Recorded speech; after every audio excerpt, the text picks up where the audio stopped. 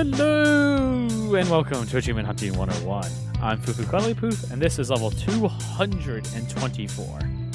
Joining me tonight is Big L. Hello. Hola. KooshMoose. Hoi hoi. And a very special patron, we have Wild West 08. Hello.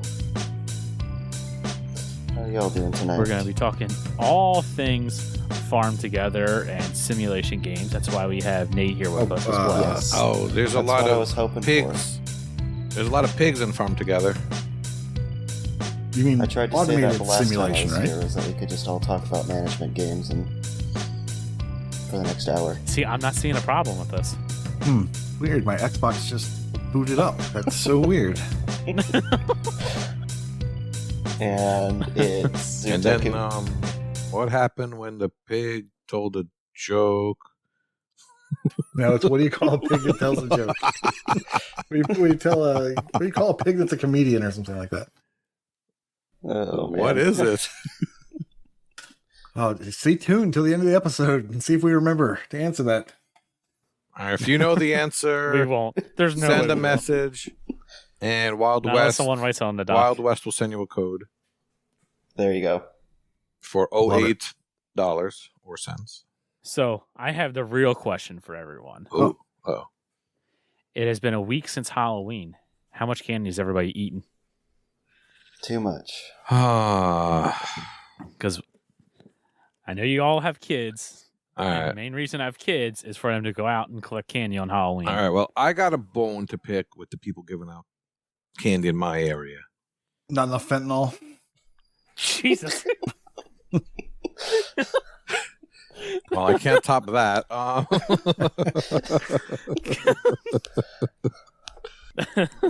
Yeah, remember those bracelets, and you would chew off? Oh, yeah. Yeah, candy bracelets. bracelets Yeah. are. Yeah, those are now. Yeah. That's where the fentanyl is now. On those things. Oh, That's the You gotta be adult careful. bracelets. Yes, you got to be I careful. did not know that. Okay, well, But I was gonna That's why my say, teens wanted all of those. I would say we got, I don't know, maybe like 500 plus pieces of candy. I would say about half of them comprise of either a Reese's peanut butter cup, Yeah. That's okay. a Kit Kat, or a Snickers. Yeah. okay, that's There's good. just I'm not not seeing the enough problem here. variety. Well, it's just not enough variety. It's still quality though. That's And I would say- quality Also- candy. And I would say about 95% of the candy was chocolate. I want nerds. I want Smarties. I want You want the candy. sugar? Yeah. Some of Well, that stuff. okay. And the best part is like when you're got kids, you just say, no, Daddy likes, you like this candy. And you're going to think I'm weird for this, but I'm not really a big caramel fan, so Oh, yeah, me neither. I'm not into that stuff. How do you feel about caramel? Everyone else is. That's much better. Oh, okay. And caramel is my all-time favorite. We only got. Here's my gripe with. Thanks for bringing this up. I've not you're been able welcome. to express my frustrations.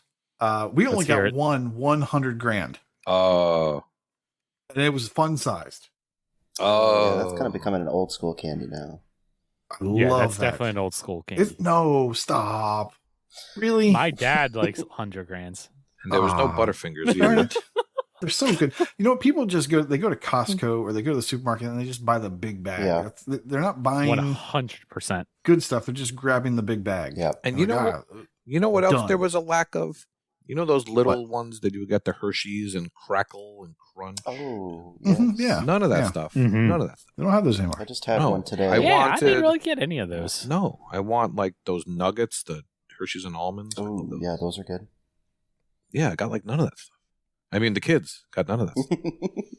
Yeah, my daughter got one Mr. Good bar, and that was one of those small little ones like you were talking about, and that was it. It was like a leftover from like 2 Yep. years ago. It's like somehow it was stuck in the bowl. Oh, honey, we don't gotta go Oh, shopping. man. I found it from 3 years ago. It's like half melted. If there were any Mr. Good bars in the bag, Brooke would have done snatched them up. They're her favorite. Mr. Good Bar.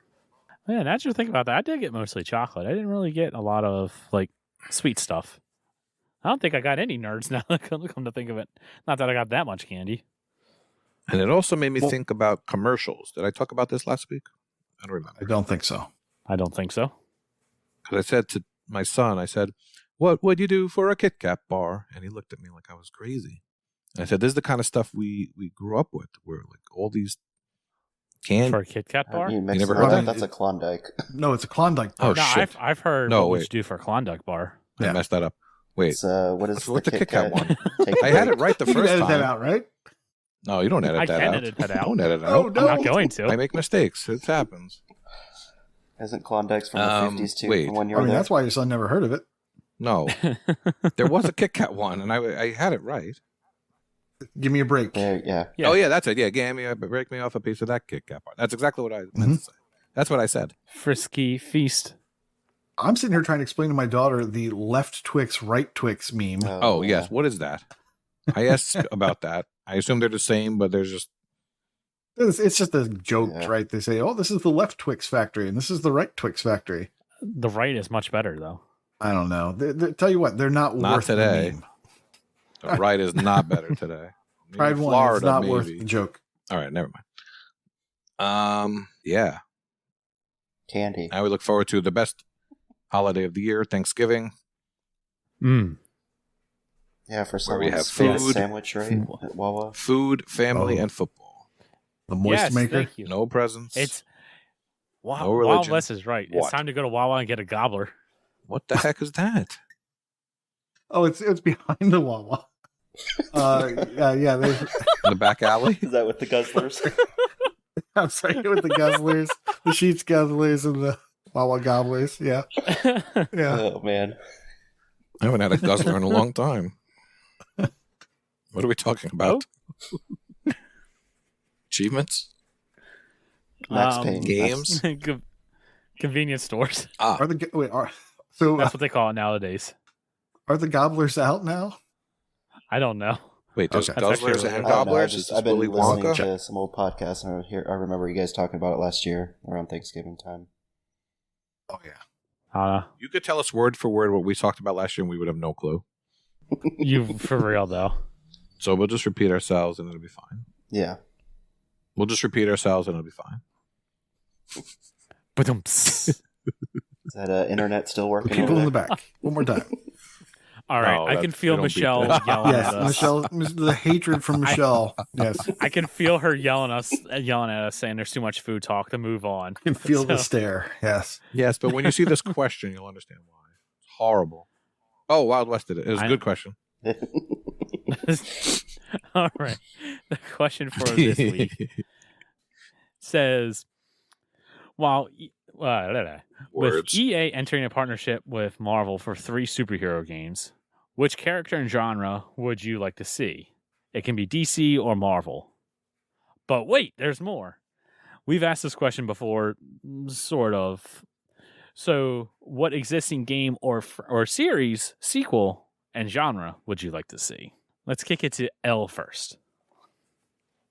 All right. We're going to go with the man of the hour, the Dino Man of the hour. Dino Man 87 says, I'd like a good Fantastic Four game. Really? Oh, yeah? What would you do for a good Fantastic Four game? I mean, I'm going That to... sort of works. I mean, if it doesn't work, it's even better. I'm going to steal that answer. We need a good Fantastic Four game. We need a good Fantastic Four movie. We need a good Fantastic Four I don't anything. think it's possible. It may not is be it based- It's possible. coming. Is it based off of a movie cast or is it like Square Enix? Well, Michael B. Jordan's the Human Torch, and then Charles Z. Barkley is the Thing, and then Don't remember LeBron that W. version. Oh no, you don't remember that version? God. Well, yeah. I would love a good Fantastic Four. I mean, there's movie. a Fantastic Four game on the 360, The Rise of the Silver Surfer. It's 4-player co-op. You would think this is like the perfect game for me. It's terrible. I could have told you that. It's awful. a Fantastic Four. No, don't stop. It could be The any. Fantastic Four is great in anything except for movies or games. Well, it's Yeah, supposedly wait, hold on. The guy that Uh-oh. does all the Marvel stuff. It's his favorite comics, and so he's taken a more Oh, active yeah? approach Stan for the Lee? movie that's supposed to come out in a couple years. So Stan Lee We'll died, see. dude. We'll see. Stan Lee supposedly died.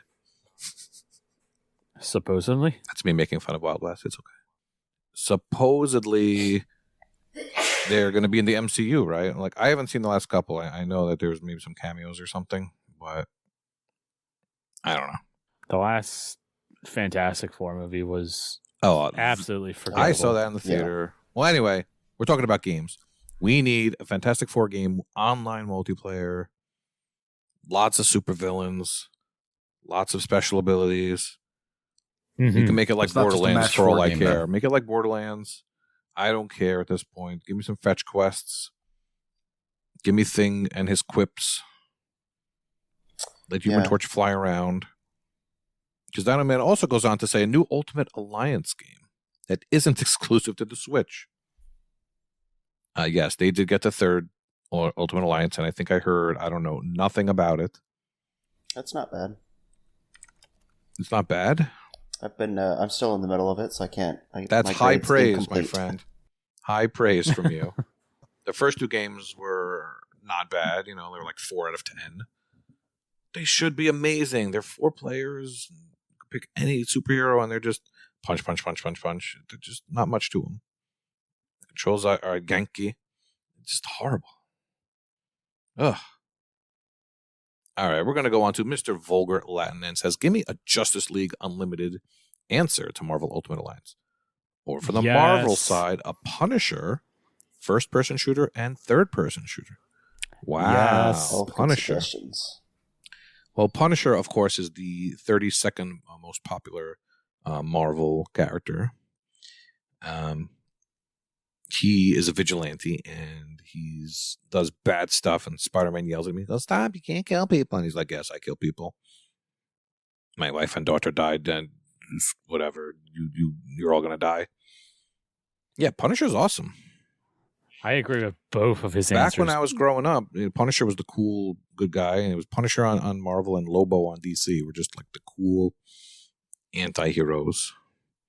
But Punisher is still cool. We Did don't you wanna- watch the Netflix series? oh Yes. It's very good. It's so good. Oh my god.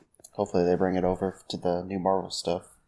I think they are. I think they're bringing Bernthal over. Yeah, are they're they? Because doing the problem was they're doing Daredevil. Yes. those were all M-rated.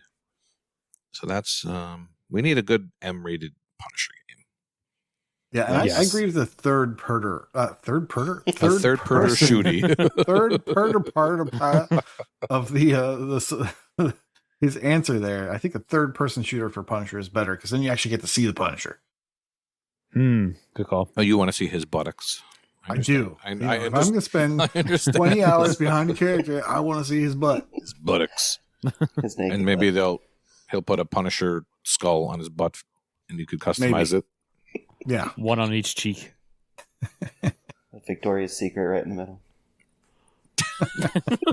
Like a Saints Row version of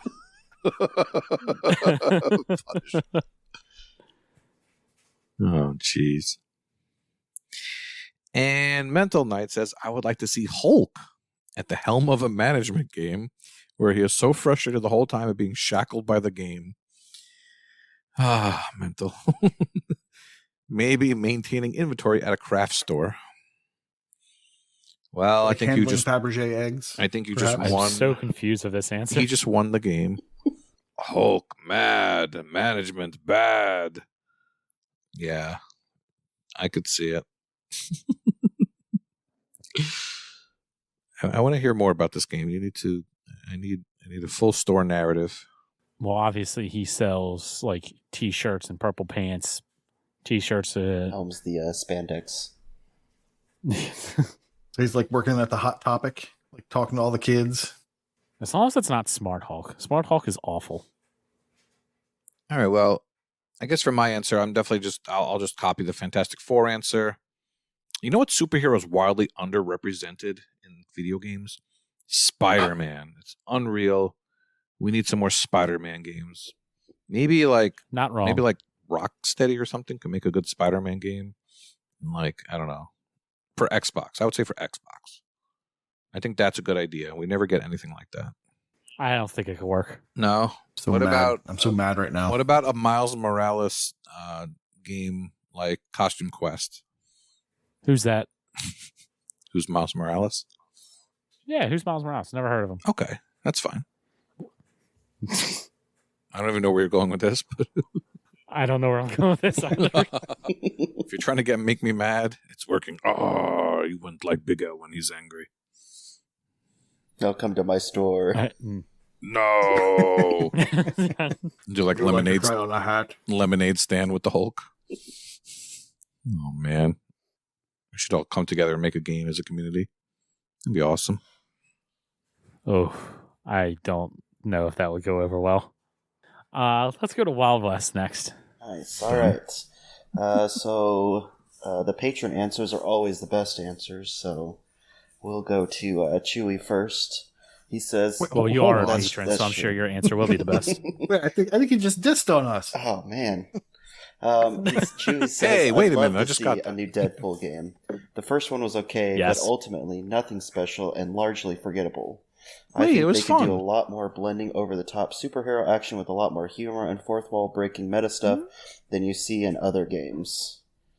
And that was my first thought when I was thinking of answers to this question for the sequel part of it. I'd love to see. I like the Deadpool game that was out on the 360 and the One. I think they remade it. I do too. It was good, but I think it could be better. I think they could get more cameos in there. I think with Marvel owning pretty much all that stuff now, they could just go crazy with it. And Maybe get Ryan Reynolds to voice it. I'm sure he would do it too. Oh my god. What? He would. He's got nothing else going on. No, I'm all for it. They would make all the money if they did Yeah. And My favorite part. he loves that character, so I'm sure he'd do it. My favorite. that. Oh, for sure. My favorite part of Chewy's answer is that the word humor is underlined in red on our doc. Just want to let you know that, everyone. Spelled Yeah, wrong. this is the U.S. version of Google Docs. So. Yes. It's either that or it's thinking of the ice cream, the humor ice cream. I could see GT3 good Deadpool. Option Fan goes on to say, "I would love a Hulk Ultimate Destruction sequel or remake. It's from the PS2 OG Xbox era, but that was one of my favorite superhero games. The GTA-like sandbox open world destruction in the game was so much fun, running up and across buildings with Hulk. Good answer. Whoa, I don't know Can't that go game. wrong Do you? with just pure destruction, right?" I like Destruction Derby. I don't know that game. Look it up. It was a lot of fun. That was a great Yeah. See, game. he can't say sandbox and open world, or he's going to confuse the genrely speaking crew. An open sandbox. And TA has got different definitions for both of those. Yeah, you guys are going to get angry letters. You can't have this. It's not More possible. Hulk, more angry Hulk things. Sandbox. Oh, Hulk in sandbox. Too much sand. And Throw sand at the people. last patron, Mr. R.O., says, since it has to be a series or genre sequel, I think an Ultimate Alliance Diablos-type mashup game. Same isometric style with better ability trees and maybe have a loot system. So I think that'd be pretty fun, upgrading your characters and doing that. Not a huge Diablo fan myself, but...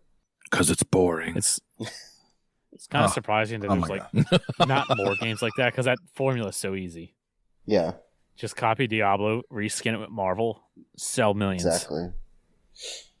And for a new series or something, one of the things I was thinking about, I thought it'd be pretty fun to kind of do a Mass Effect type space Odyssey type thing, going with like a Galactus or a Kang or Thanos or Skrulls, Kree stuff, where you start maybe with them trying to destroy Earth, then superheroes coming together, and then you go off and team up with, Captain Marvel, Guardians, and, whoever else, and kind of go from planet to planet, interacting with new creatures and all that.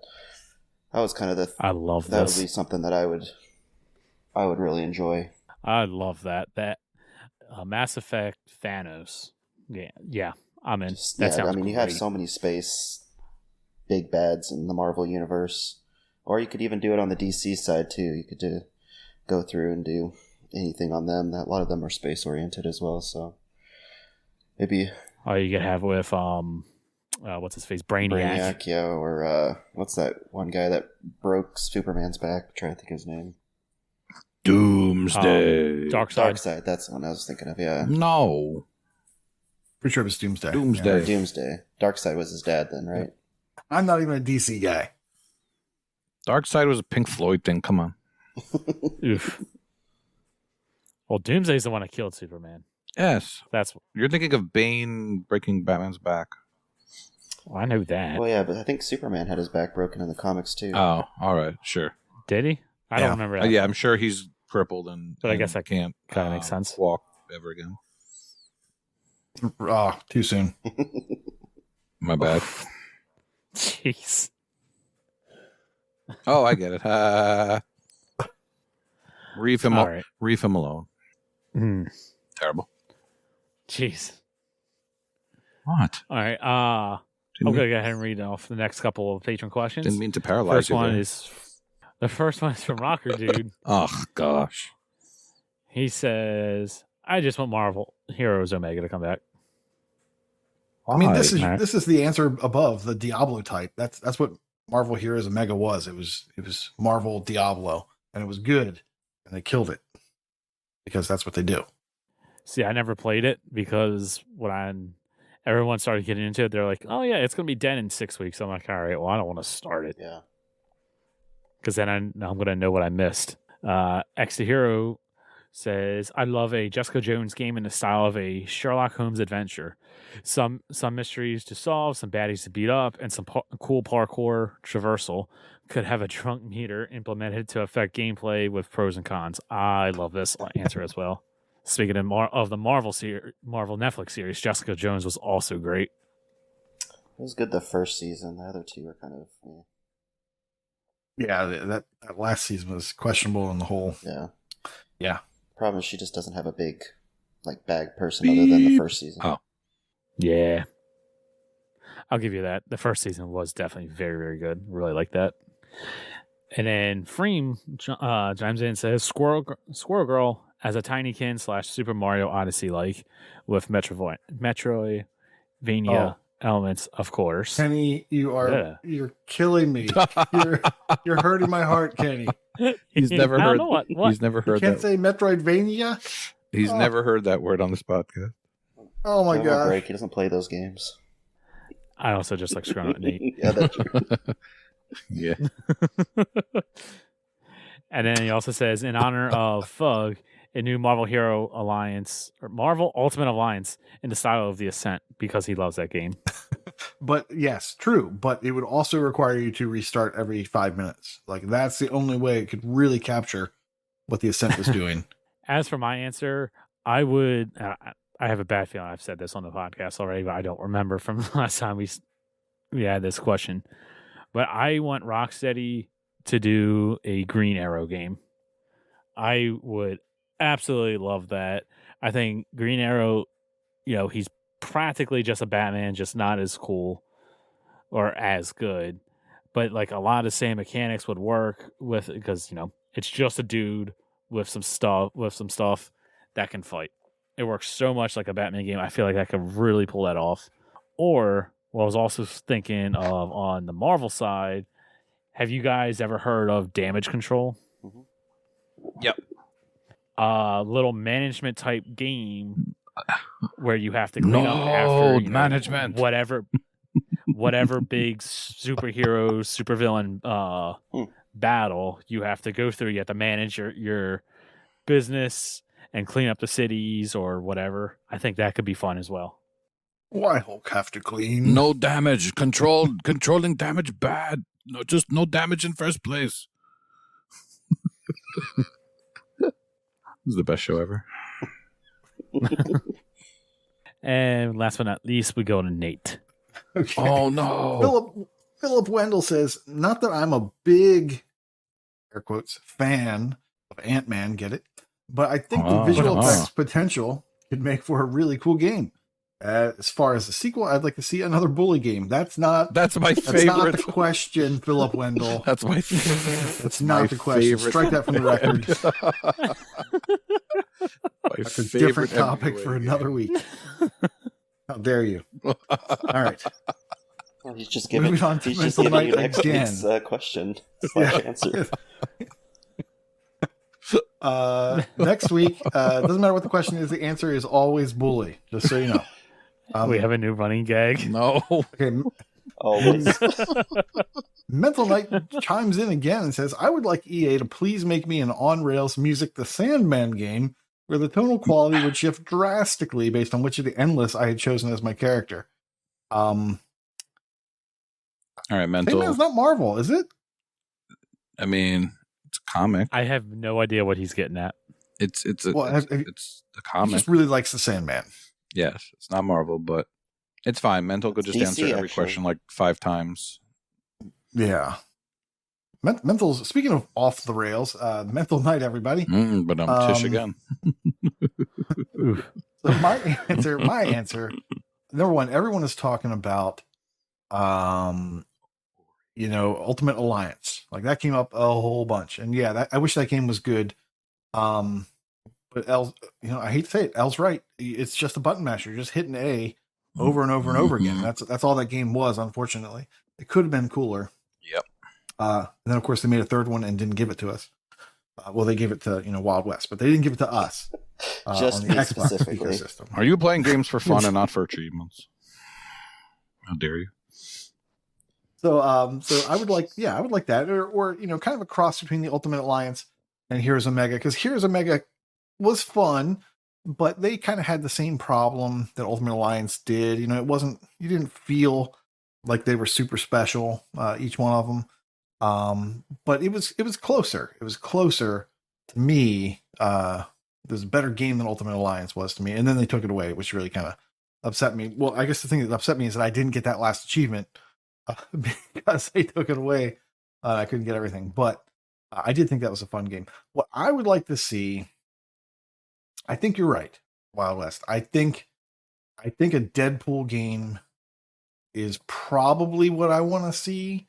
Like a sequel to that. I would love it to be a Wolverine Deadpool, buddy cop movie. That would be Type awesome. game. Yes. I think that'd be cool. Like that's apparently what Deadpool 3 is going to be ish. So I would love to see Oh that. my god, that would be great. Yeah, just take I that. mean, I just always love the Wolverine games. Like X-Men Origins Wolverine is one of my favorite beat 'em ups. So good. Hack and slash type games. Really like it. I would love to see another one of those. It kills me that I'll be playing that for no achievements on the PlayStation. But I will, because Insomniac is amazing, and I will definitely be playing that over there. But yeah, so I guess my answer would be it's got to be, I think, Deadpool, or some sort of Wolverine cast of characters. Get Jubilee, get Gambit, get all those fun characters together, and I think that'd be a great game. That to me is my favorite of the Marvel. Yeah, that's a vastly underrated game. Was that Marvel or the X-Men Origins Wolverine? It really is. I mean, it's so good. It took so long to get back to it. And when I did, I was just like, this game is so much fun.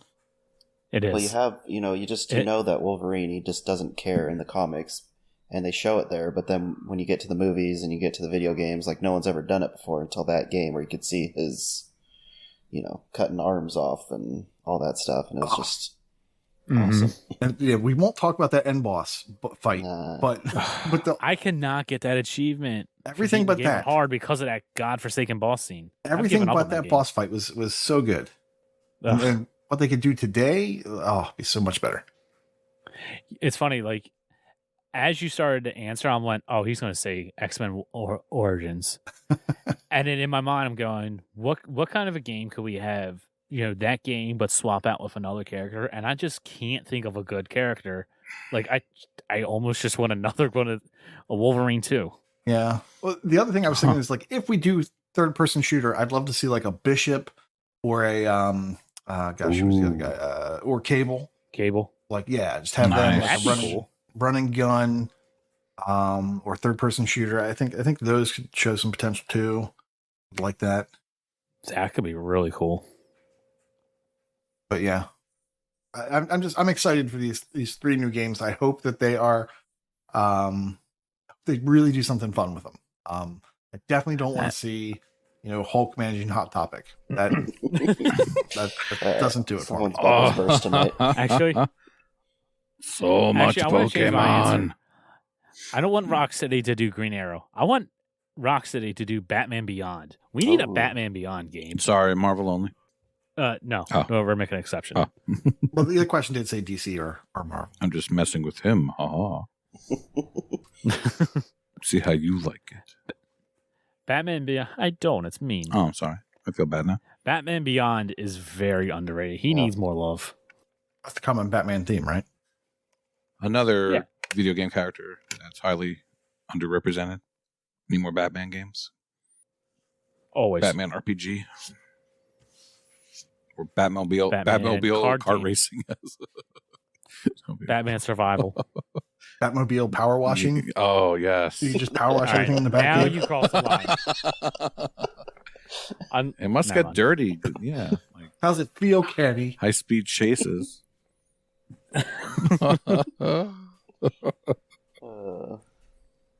Get some Oh, DLC. Wes is questioning his life right now. All right. I think that'll do it for this topic. Thank you Aw. for whoever it was that asked it. I Yeah, don't know who it could some- have possibly some- been. Some shtick in the mud. Some guy. Nameless. Oh, you didn't wait till the end of the episode. Yeah, What? I didn't say anything. ruined it. Now that Some guy out east, I think, I didn't gave us this ruin it. question. Wait, I have an but important yeah, question let's- for Wild West. How come your name it begins with the damn lowercase? You know that bugs me. I'm gonna start a For GoFundMe. that I'm gonna reason. pay $10 for you to Well, fix it.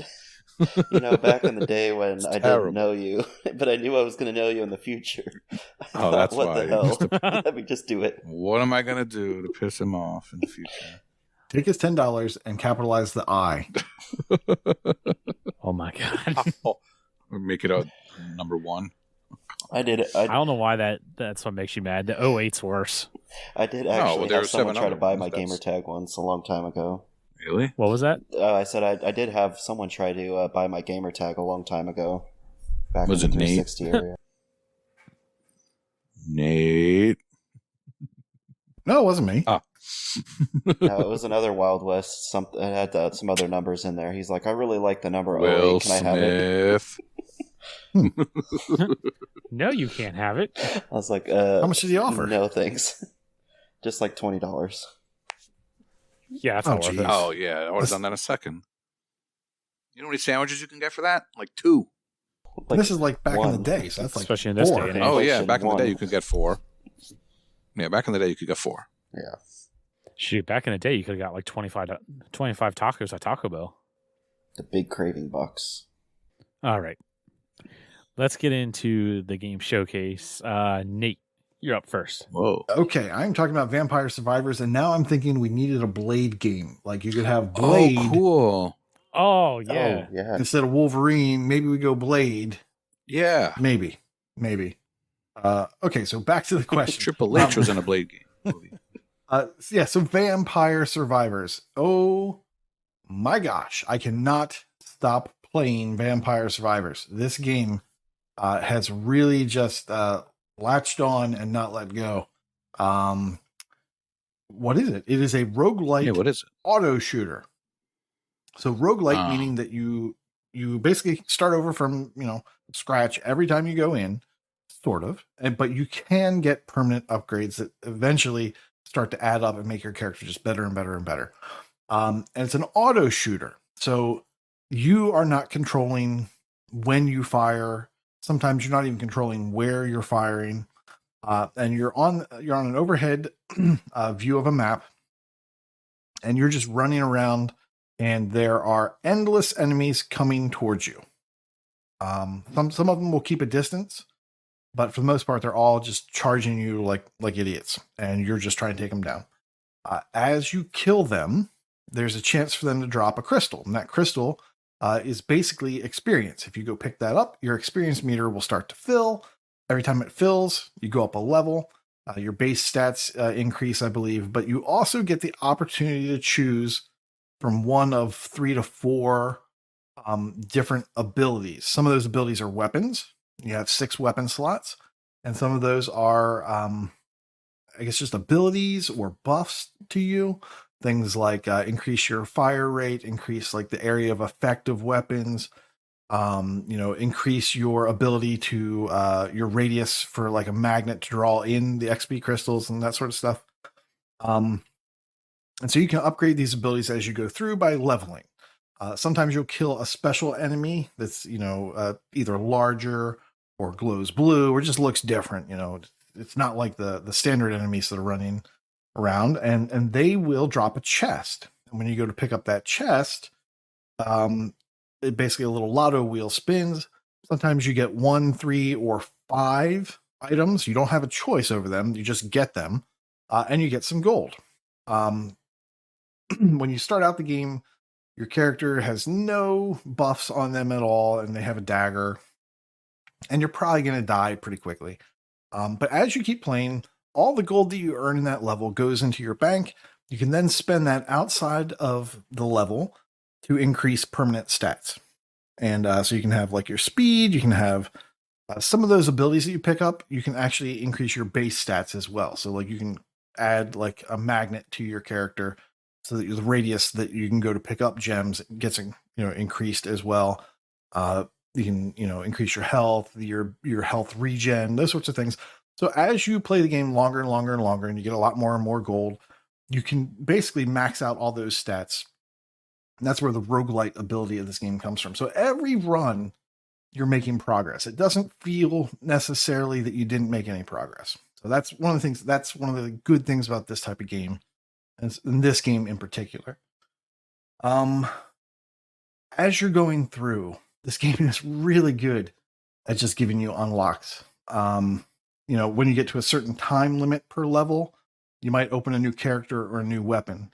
When you max out a weapon, and the way you do that is by picking up multiple copies of that weapon. So as you're going through and you pick up a chest, maybe you get a dagger, so that's your second dagger. Well, after you get like 8 or 9 daggers, you've maxed out that weapon. Sometimes when you do that, a new weapon is available on your next run. And so your toolkit just grows and grows and grows. After you beat your first level by lasting for 30 minutes, other modes open up. You can now you have these other levels. Number one, other levels will open up. So you always start on this first level until you can beat that level, and then you can go to the second level, and then you can revisit them. Mm-hmm. Your goal is to just keep getting better and better and better at the game to the point where you can last 30 minutes on a level, and that's the max air quote time that you can spend on a level. At that 30-minute mark, every character on the screen dies, and a huge Reaper comes out and just waffle stomps you, just immediately kills you. Unless you're able to spec into such a way that you can last just a little bit longer. And your goal on each of the levels is to last 31 minutes. So you just want to last 60 more seconds than the end of the level in order to get an achievement. And interesting. Yeah, and the way you do that is you just get a special weapon that kind of freezes them in place. And then you just have to keep stun locking them basically for a minute. And if you're really OP, you can kill them. And then more Reapers will show up. Then 2 Reapers will show up. And so you're just trying to last that extra minute just to kind of eke it out and get a little bit farther. So this game just is like layers and layers and layers of unlocks. And there's always something more to do. There's always something more to go in and say, okay, well, what am I going to do this time? I'm not just going to play the game again.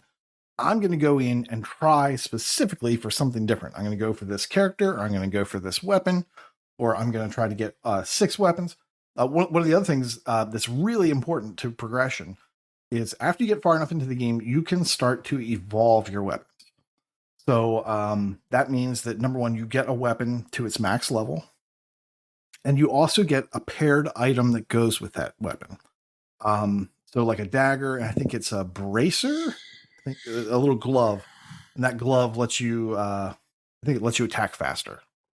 But if you have a maxed out dagger and just one of the gloves, just a level 1 glove, and then you go kill a special character and open up a chest, that will allow you to evolve your weapon. And the evolved version of the weapons are way better than standard weapons. So your dagger at that point, it's just a flurry of daggers, just like in the direction that you're facing. And it demolishes and melts things in front of you. And then the other weapons, number one, I didn't mention, these weapons, you love this, Al, are very much inspired by Castlevania. Really? You've got your dagger, you've got your axe, you've got your whip, you've got your holy water. Uh-huh. I don't know what Google translation engine they used when they were making this, but the holy water is called Santa water. What? Yeah. They just know Christmas is coming up. Yeah, exactly. So I don't know if it's like Santa. holy water, like somehow that came along to Christmas. That became, I don't, Jesus, I want to know. Christmas, Santa. Yeah, I get it. I want to know how they got the Santa water. Because maybe it was like sacred water or sanctified water. And what this, I don't know. I need to know. I need to know how we got Santa water. Like, is that just Santa was taking a bath and now he's selling it online? I don't know. You can also have Bibles and garlic, and the Bible will just kind of like circle around you and kill enemies. And as you upgrade that, there's more Bibles that are flying around. And you can get an augment that will basically increase the number of projectiles. So like not only are you throwing more daggers and having more Bibles flying around, and you've got like these other weapons that are just shooting out and straight. And this game is awesome. By the time you get to 30 minutes, the screen is completely covered. There's numbers popping up everywhere. Things are dying left and right. It's amazing. Your heart's kind of pounding. You're like, okay, I just need to survive. Just another minute. And it's just over and over. It's just, this game is great. And it's got 140 achievements. So you are pretty much guaranteed. Holy achievement, Batman. Yes, it's perfect. I love games with lots of achievements. This one is just like a ton of sticks and carrots. I mean, there's just so many little things to get along the way. It does a great job of doling these out as you go in. Little dopamine hits every time you go in there. There's always something for you to be working on and making progress towards. It's just a great game. And the Xbox version of this comes out on the 10th, which will be the day that this podcast airs. We have had access to the PC version in the game preview, Game Pass Ultimate and the PC preview. And that they added achievements to that, I guess, a week or two ago. And I've just been doing that. Like I stopped playing the game until the achievements came out, and then booted up the game and just got like 30 achievements as soon as the game started. And I was just like, this is fantastic. Number one, the achievements work. Number two, they were retroactive. And yeah, they just do such a good job of doling out these dopamine hits. And I love this game. And I don't know when Thursday rolls around, I don't know if I want all of that progress to just auto pop on the Xbox or if I want to do it all over again. I heard it was really a stack. Is that correct? I don't know what it's going to do. I don't know if it's going to be a stack. I don't know if it's going to be, cross progression or cross save. I have no idea. I don't know which one I would prefer. It's that good. So as not much of a fan of roguelites, do you think I would like it? Well, I don't think it's super roguelite likey or lighty. If you like games, you're basically just moving. So the gameplay from minute to minute is I'm just moving around this map and trying not to let things box me into corners. I'm trying to line up my randomized firing weapons. Some of them fire directly in front of you, to the left or the right. Some of them fire to the north and the south. Some of them are diagonal. Some of them circle around you. Some of them fire at the nearest enemy. Some fire randomly. And then it's almost more like a bullet hell. Yeah, it looks like a bullet hell, where you are the bullet hell. Like you are just throwing out all this destruction, and you're just trying to dodge things that are just coming in to touch you and take away your health. It's a fantastic game. I throw on an alt and try it out, but it's a great way to lose hours completion of your life. percentage. I've gotten to the point where I get to like 28 minutes and then I die. I'm just like, are you kidding me? Okay, I'll just one more game. And just one more game in this game, if you do really well, is like 30 minutes. So that's kind of a good thing and a bad thing. If I do really well, I'm going to last maybe 32 minutes if I'm lucky. Wow. That's my commitment for this run. You last a long time. That's your commitment for this. Yeah, well, that's your commitment for playing this game. Yeah. If I do really well, it's 32 minutes. Awesome. If I don't, it's anything before that. So And like Great game. what you're saying, so you're not really locked out of any items, right? So if you get all the daggers, then you start getting other stuff.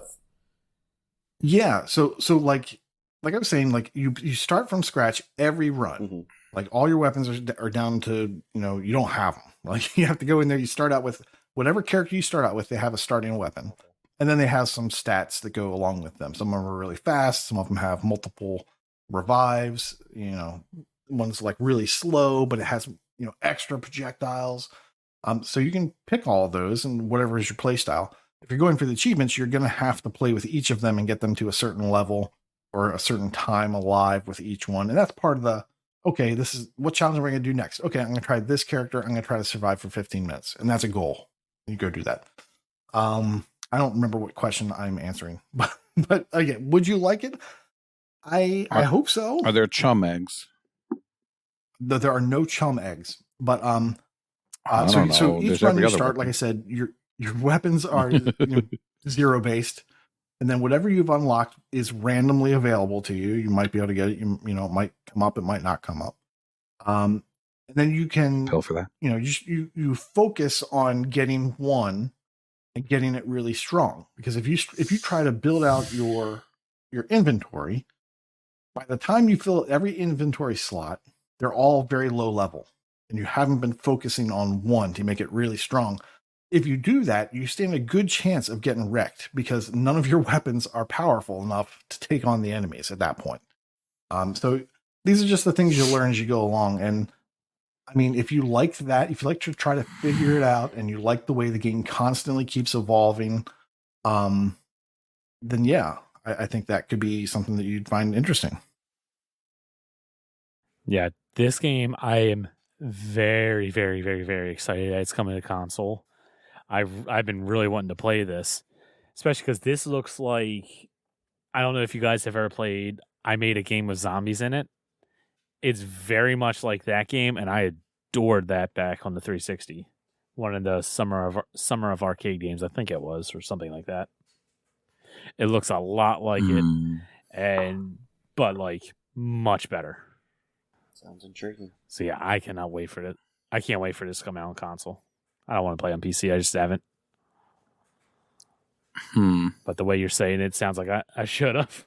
I should have bit the bullet and played on PC. There's plenty of time. It hasn't been on Game Pass that long. Bullet hell. Yeah, I would suggest you try it out. That's Vampire Survivors. Yeah, it's got a 4.5 star rating on TA, so it's a good $5. So even if you go to buy it, it's $5. So I cannot believe that's $5. Holy crap. Okay, so it wasn't just a console, right? This has been on PC. Yes. So this guy is making a ton of money. I think it's one developer. And it's been on PC. People are calling this like the Steam Deck seller. Like people are buying Steam Decks just to play this game in mobile. Oh, wow. And so yeah. Oh, it's a humongous game right now. Yeah. It's taken over. I can't believe it's only $5. I thought it was like 10, 15. No, I'm pretty sure it's $5 on the PC right now, and I don't know what it's going to be on the 10th, but no need to go to Argentina. It's a great price. All right. Well, let's go to L now. What game do you want to talk about? All right. First things first, I wanted to say that my Monday group of Prue, Michelle, and Icefire, we finally completed Teenage Mutant Ninja Turtles Mutants in Manhattan. And we were like 106 through 109th out of 9,000 people. So this was quite the journey. We played every Monday since mid-March. So that's a lot of months. It's a 4-player co-op game, and there's a lot of RNG, unfortunately. It's a really fun game, but the achievement list leaves a lot to be desired. So you have to do the same stage over and over and over and hope that the right mission comes along, because you get credit for beating the missions.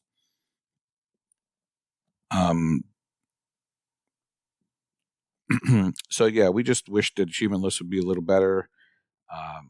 Maybe more for defeating a certain amount of enemies, or we talked about this kind of stuff. So along the way, you would have some achievements while you're waiting for some of this other stuff to show up. The good news is, as we started playing, we definitely bonded, and we talked about everything ranging from, serious topics and politics and real life, and other times we talked about food. So it's these type of games. When you're grinding and you're not really paying attention, it's in the background. You get to bond with your buddies, and I love my buddies. So I'm proud of us for getting this completion done. I'm glad it's over. It was a headache. It was awful. And what we immediately did? That's right. Uninstall. But you know what else we did? We did what any normal people would do, and we bought the 360 version so we could stack it. Yes, we are crazy people. Believe it or not, on eBay, they're only going for like $20, $25 tops. Me being the cheapskate that I am, I found 2 people selling it for around $20, and I did the make an offer thing for $15, and they accepted. So, I was excited for that. Well, that's just smart. I was excited. I always make offers. Why not? If it's there, I'd do it. Yeah, so I think we're going to try to figure out some sort of a small palate cleanser in between before we get started again, but I think we'll have knowledge of how to do some things faster second time around. I recommend Farm Together or Zoo Tycoon. Now, are there any Hulk cameos?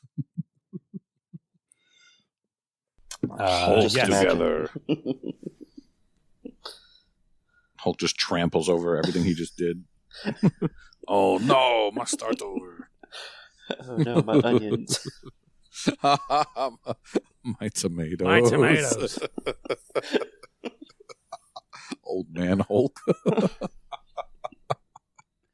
All right, and then the next game. Oh no. So I delved into a single player game called Gorogoa. It is a puzzle game. It's currently on Game Pass. So it's got somewhat of an inflated ratio right now. It's definitely interesting. You get 4 different panels, and the objective is to click around and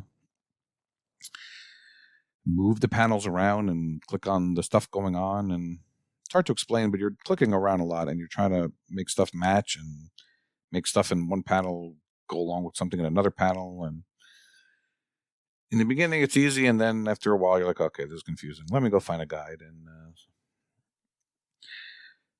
so I was telling you that I was clicking around a lot, and Nate before the show was asking me if I played on the Xbox or the PC, and I could say that I played on the PC.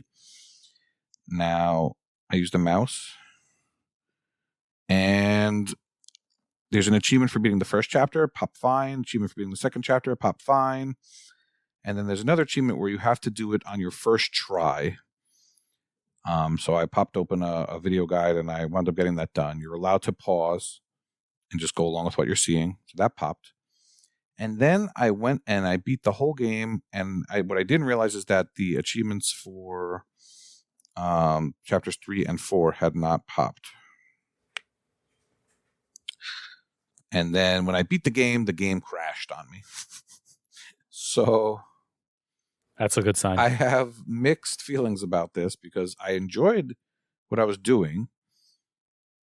And I wouldn't recommend playing on a controller when you could play with a mouse, but it also crashed on me. Now, I played this on a very old Surface, so it's probably just the hardware was not great. So I'm going to try it on a better laptop. There's an achievement for beating the entire game in less than 30 minutes. So right away, that tells you it's not really the longest game in the world. And there's another achievement for beating it in, I think, not a lot of moves, so clicking around. So it's practically begging you to use a guide so you could just knock out both of those at the same time. And our good friend Waka's Guides.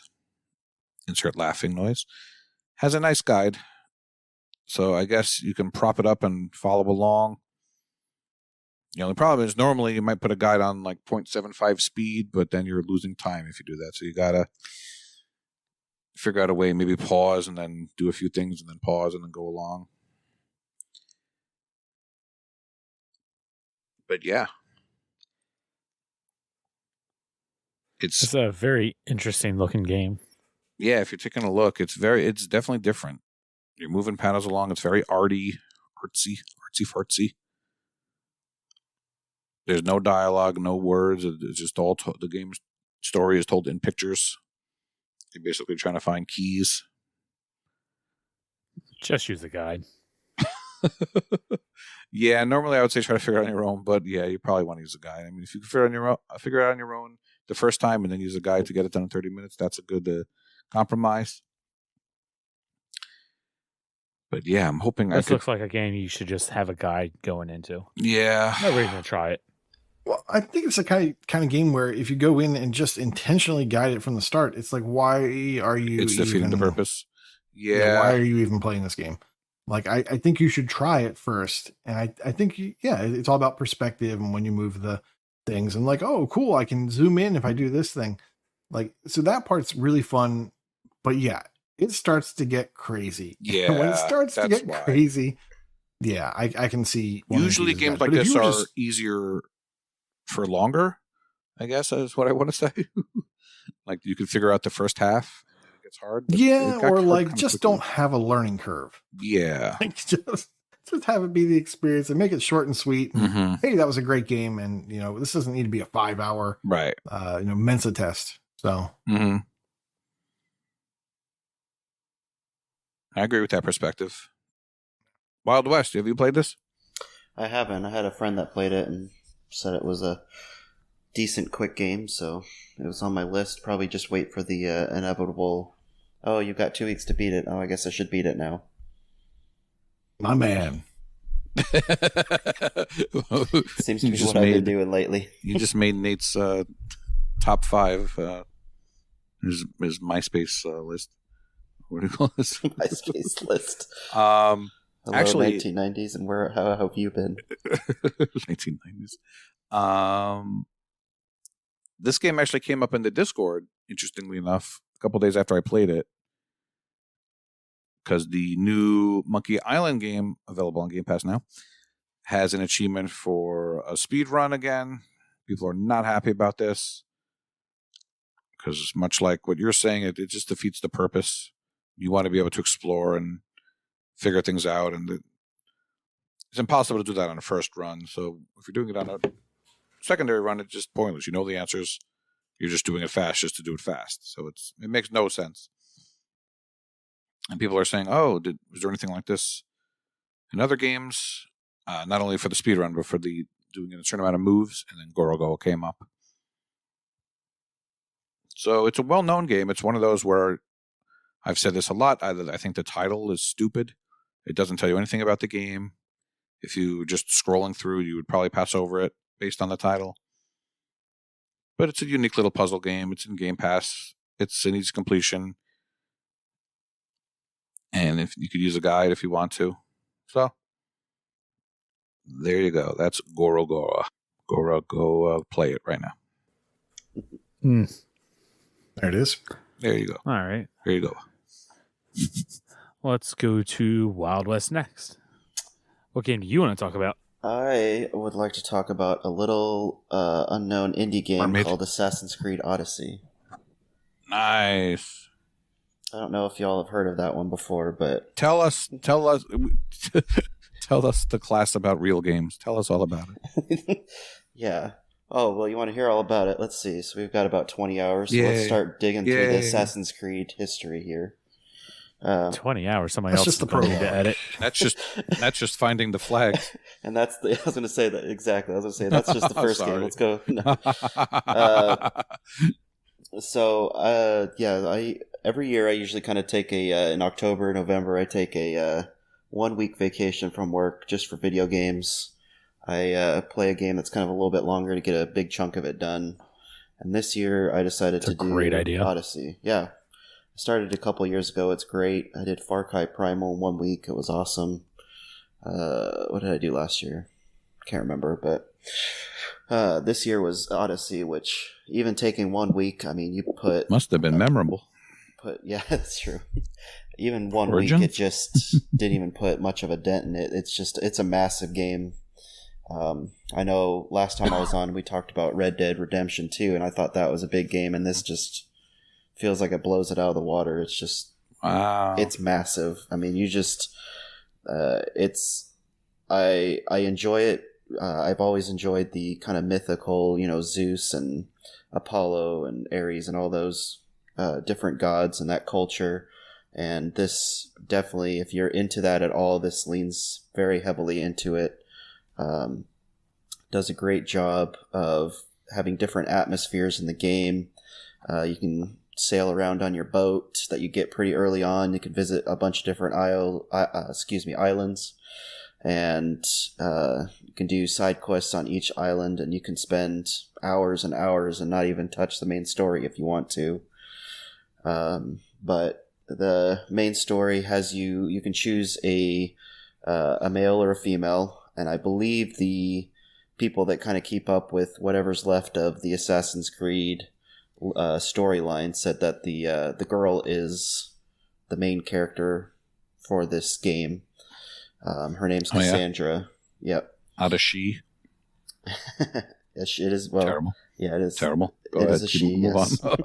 on. So you can choose her. It's a brother and a sister, kind of like a Assassin's Creed Syndicate, and you get separated for a long time, and so you're kind of raised on an island for most of your early life, and then that's where the story kind of kicks off, and you go from there and learn more about your history. And the game that they created is amazing. The detail, you can go from, I just entered the country of Sparta, and it's got hills in it, it's got snow, go all the way down to beaches. You got singing on your boats again, just like from what they had in Assassin's Creed Origins and Black Flag. They continue with the tonal shift that they had with Assassin's Creed Origins. So you kind of, as you kill enemies or you loot chests, you get better items. It's not very, I would say it's very RPG light. It's not very, you don't have to manage it very much. It's very just like, okay, look at what kind of path you want to choose. They have 3 different areas that you can put your ability points in when you level up. You can do a assassin's level, you can do a warrior level, or a what's the other one? Hunter level. That's it. And you level up pretty quickly, so you have enough ability points to kind of do whatever you want. Every time my daughter sits down to watch me play, she's like, "Oh, you're another level." So it's not hard at all to do, and the management of the inventory is pretty easy. I just kind of look at what I want to do, and it tells you how much, or what that weapon or what that breastplate or whatever else you're picking up helps you, protects you, or does. And so it's pretty easy. I haven't found it very difficult to manage stuff, and I've enjoyed it quite a bit. I enjoy doing side quests. I enjoyed the story has been pretty fun. I've been a big fan of the old Assassin's Creed games, and I've kind of had to separate them from Origins in this one because they don't really lean into the present world very much. I think I've only gone to the present world twice in the 60 hours I put into it so far. So it's just not, they've kind of done away with that. But for an action adventure game, they did a great job, and the setting they chose with being in ancient Greece was very good, and I look forward to continuing on with it and seeing kind of where the story goes. As I'm pretty close. I think I'm about 75% done with the game, so just about reaching the end point here, and it's been a lot of fun so far. Yeah, I've heard nothing but good things about Odyssey. They should do a tie-in with Hades. Amazing. There you go. I think there is some DLC Or that Hulk. goes in through some other stuff. I haven't touched the DLC. I bought the gold edition, I think it was, that comes with all the extra DLCs and everything for $25 a couple months ago. And and I know it kind of leans into the mythical side on the Mm-hmm. on the DLC, but yeah, I mean, it's still in the top. I read those articles with the top 40 games, and it's still, I mean, it's what, 3 or 4 years old, and it's still in the top 40 games played for Xbox. So pretty high following there. Yeah, this new iterations of Assassin's Creed is really, really popular. It needed a refresh, and I didn't really know what they needed to do. It was in desperate need of it, but I still enjoyed the story from the old one with Desmond and all that, with the present day stuff. I wish they would get back into that, but it is what it is, and I agree. you just enjoy the game they have. So are you able to play it without having your face on a guide the whole time? You're just able to enjoy it? Yeah, there are. From what I kind of looked at some of the achievements just to make sure I wasn't going to be missed out on anything, and from what I could see, you really don't need to. It's I don't really I have the walkthrough up every once in a while just to see if there's something I'm missing, but for the most part, I just kind of go in. The story kind of leads you on through it, and as you go to the different areas in the game, there's side quests there. They have a message board that you can go on to that's usually below a statue, and you just add whatever quest you want. There's one of those on your boat as well, so you can do some naval stuff if you want to. So there's not really needing to follow a guide at all. It's pretty, and you can customize your experience too. When you set up the game the first time, it will say, do you want to play on easy? There's no difficulty achievement, but do you want to play on easy with all the markers? Do you want to play on normal with nothing? Or do you want to play on hard with very little guidance? So you can kind of customize how you want to play it. Yeah, I know. There's just an endless amount of things to be able to do in the game. Yeah. I mean, you could pretty much like play take a that. month Like I know off. you guys did that question a couple weeks ago with what game could. I mean, that could easily be a game that you could play it for the rest of your life and just keep doing different stuff. Oh man, There's so much to do in this. if only we had a question of the week about Desert Island games. We should do that. It would also have to be a sequel. There you go. A licensed sequel featuring Hulk and Old Man Marcus as buddy cops. Yeah, we should make a game, like I said. And Netflix is watching this, or going to listen to this and be like, dang it, they figured out what we're going to be doing for a Gears of War show. They better not mess it up. I'd be so mad. What's the chances that they actually do it well? We don't really have much of a precedence on Netflix with that kind of stuff, so we'll see. Castlevania, right? That's the only decent precedent. Do you think we'll get a Gears Witcher. of War animated game after the animated series that's coming out? I would. I would hate that. Yeah. I don't know. They I took it in don't a think different that could direction. be- Make it be a running gun instead of, a cover shooter. I don't know. I think There's that would options. work pretty well with Gears, a run and gun game. Imagine Marcus Phoenix running a shake stand. Oh, okay. That's what you were going for. No? Okay. I don't know. No. Oh. That's not where I was going. Okay. But, Because I thought you were talking Just about popped in running my a head, gun sorry. and shooting all that, and then you come in with actually he's running a cake stuff. yeah. Marcus Phoenix. No, That one's a it's shake got to shack. be a tomato sandwich shop or something. I don't know. My tomatoes. And then every so often, like you hear him scream just like an Avatar, but instead of my cabbages, it's my tomatoes. All right. Yeah, that. I think let's go into some sales. Nate, why don't you start us off? Sure. Today, or this week, I want to mention Tawaga Among Shadows is $1.50, down from $15. It's a shmup, 8 to 10 hours. And I reviewed this on episode or level 146. I thought it was a great little so game. long ago. Yeah, it was good to just jump in and knock out a level or two at a time. I had a lot of fun with it. At $1.50, what's holding you back from checking that out? If it sounds It good looks like at a all. good game for $1.50. Yeah. Ouch. Moving on. Agatha Christie, The ABC Murders, $3.99, down from $20. This is an adventure point and click. It's 8 to 10 hours. There is a walkthrough. It looks quality, and it's $4, so maybe. Little Kite, $7, down from 10. This is also an adventure point and click. It's 1 to 2 hours, and the art style reminds me of Archer, the TV show. Oh, if only it wasn't I a point don't and think click. it's the same tone as Archer, so don't equate the two. It looks like it has some interesting puzzles. I was watching a little bit of gameplay, and I'm kind of interested. I wish it was a little less than $7, but it's a possibility. Are there ants in the coming game? up last, simply because of the title, League of Enthusiastic Losers, $2.50, down from $5. Never heard of it before. This is also an adventure point and click. It's half an hour to 1 hour with 10 achievements. So for me, that's 2 immediate flags that say don't buy this because it's so short for the money, and there's only 10 achievements. That's the bare minimum number of achievements. However, the pros are that title's awesome. League of Enthusiastic Losers. That's pretty cool. And also, there's an achievement for petting a dog, so you can pet the dog. So I will be picking this up. So, I wonder why. All right. I'm going to recommend one game. If you're like me and you are excited for Sonic Frontiers, but you also don't want to spend money or you don't want to spend $60 on a Sonic game because you know it's probably going to be janky and not all that good if you're honest with yourself.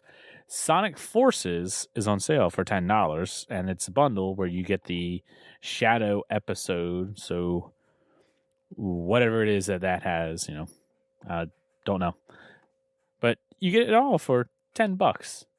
So at least wet your whistle while you're waiting for Sonic Frontiers to fall in price, because that's $60 is probably going to be way too much money for that game. Let's go to Wild West. What you got to recommend? I've got 2 games. The first one is Batman Arkham Collection. That is $8.99, and it includes all the Batman Arkham games and all the DLC from what I saw. So that's a crazy value, Wow. lowest price I've ever seen on it. So, I mean, you get 3 games, you get the DLCs. I mean, that's easily, 150 hours, 200 really hours of good deal. content there. I mean, Yeah, if you've never dove in, that's amazing. You can't beat that. If you've never even played one and you want to, I mean, that's a great price. The second one is Middle Earth Shadow of War Definitive Edition. That is the second game in the Middle Earth games that came out. That is $8.99 for the game plus all the DLC, which is its lowest price as well. There's 2 DLCs for it, and amazing game. I really enjoyed it. They took out all those pay-to-win stuff that was supposedly in there at the beginning, and so it's pretty easy to get all the in-game stuff now, and highly recommend it. Yeah, it was really grindy at the end, right? Yeah, you had to do some fortress stuff at the end. You ended up being able to capture fortresses in the game, and you could go to the store, and I played it after they patched it because I bought it when it first came out. I bought the huge edition. I have to put that statue up sometime. But anyway, so I bought it, and they at the end game you could buy characters in the shop and everything. You could also use the gold that you earned as well from doing that online stuff. But they patched all of it out, so now it's just straight. You either fight your fortress or you defend your fortress, and no pay to win at all. Yeah, I'd love to have some time because I really liked that first game. Did it twice. Yeah. Tried to do it a third time, but my 360 caught on fire. And then, Oh boy. yeah, I definitely wanted to dive into this one and play it. I've got it. I just haven't been able to commit to it. Yeah, it's a lot smoother. I never played the 1 version of it. I played the 360, I believe, or maybe I did the 1. But it's really smooth gameplay. I never had any issues with it. It's continues a great story, and it was great combat, everything. So, Oh yeah, quality. You look at you playing real games. I have I'm some sure real if you games looked to at my recommend. tag, you'll see there's a lot of other stuff in there too. It's just not as much anymore that I've hit the million. Feel better. Well, you're bringing real games here, so that's all that matters. What games do you want to recommend now? All right, there's a few I wanted to highlight real quickly. Shenmue 1 and 2, both together for $5.99, 80% off. I think that's a pretty good deal. I wanted to mention one of Kenny's favorite games of all time, Scott Pilgrim versus the World, the game. $5. Yeah, it was coming. That's 67% off. And there was a couple Still too much to pay for that. Hey, it's fun. It's decent. Well, it's at least decent. Yeah. I don't know about those two things. There was a couple of 360 games I wanted to mention. I hope they're backwards compatible. They are backwards compatible. One of them is, we mentioned Soma recently, and our other Game Club game, Spec Ops: The Line. I got to mention that one every time it comes on sale, because both of those games would be a lot of fun to play, and then listen to our Game Club that we did on those, headed by Waka. That's $5.99 also. That game has a great story. Just a little too hard for me on the harder difficulties, but maybe if I stick with it, I will not be so foobarred. And I wasn't going to mention this, but I have to after the beginning of the show. A Bully Scholarship Edition is $5.99. That is, of course, a great game. It definitely shows its age in the graphics department, but there's a lot to do. And as far as the Rockstar games go, it is probably one of the easiest to complete. Yeah. It's a shame they canceled the sequel. Yeah, what up with that? Well, when you're making $1 trillion off of GTA 5. Gotta feed the beast. Shark cards, yeah. Only $1 trillion? I was being generous. I'm sure they've made way more than $1 trillion. What does that mean? You got to hand it off to a smaller team and say, hey, make this bully thing. Well, you see, when you're making $1 trillion in GTA 5, there is no handing it off. Everyone's all on that. Yeah, so when does 6 come out? 3 years? When people stop paying for shark cards. When someone uploads the source code for everybody to download. That would never happen. Never happen. All right. Those are sales. Those were the sales. Just a reminder. Drink water before you talk. Cover your mouth when you talk. I really should have. That's an excellent. Too much reminder. coffees. Wash your hands when you're done. Stop eating Old Bay out of the Games container. Of Gold. Games of Gold. Yeah, that thing. I remember. Praetorians is available for download. Praetorian. Let's go get it because, why not? It's free. That's available until the end of the month. And then Game Pass news. Football Manager 2023 is available, along with Return to Monkey Island. And by the time everyone's hearing about this, a little game that I don't think anybody's played, Vampire Survivors, is coming to the console. November 15th is Pentiment and Somerville. November 22nd is Gungrave Gore. And then November 30th is Warhammer 40,000 Dark Tide. Are you excited for Gungrave Gore? Not FuFu? necessarily. Okay, well, I just thought it being anime, I thought maybe you'd be into it. I mean, it has been like 70 degrees in November because of that Gungrave Gore guy. If you didn't know, That is a horrible joke. That was. Where's the crickets? That might get edited out. That was bad. yeah. You got to have some of the bad to make the other ones seem decent. Haven't I taught you that? But no, I don't really know much about this one, so no, I'm It's not. before your I'm time, not necessarily excited for it. For your time. You might like it. No, I'll check it out. It's on Game Pass, so it's free. True. Such a stick in the mud, Kenny. Again. All right. And then leaving in a couple of days on November 15th is Art of Rally, Fade Tactics, Next Space Rebel, One Step from Eden, and Superland. So hurry up and complete those so you don't have to buy them before they leave. All right. But with that, let's get into Brag Camp. Take it away, Wild West. We'll start with you. All right. In completions, we have Logic Slayer with 450 completed games. We have Night Wolf with 500 completed games. JZ Arp 43 with 600 completed games. Matthew has a new milestone of 650 completed games. X Magic Monkix has reached a milestone of 1,550 completed games. And Redemption Denied tops everyone with 2,800 completed games. Not so easy to read those gamer tags, is it? In You streaks. beat me to it. In streaks.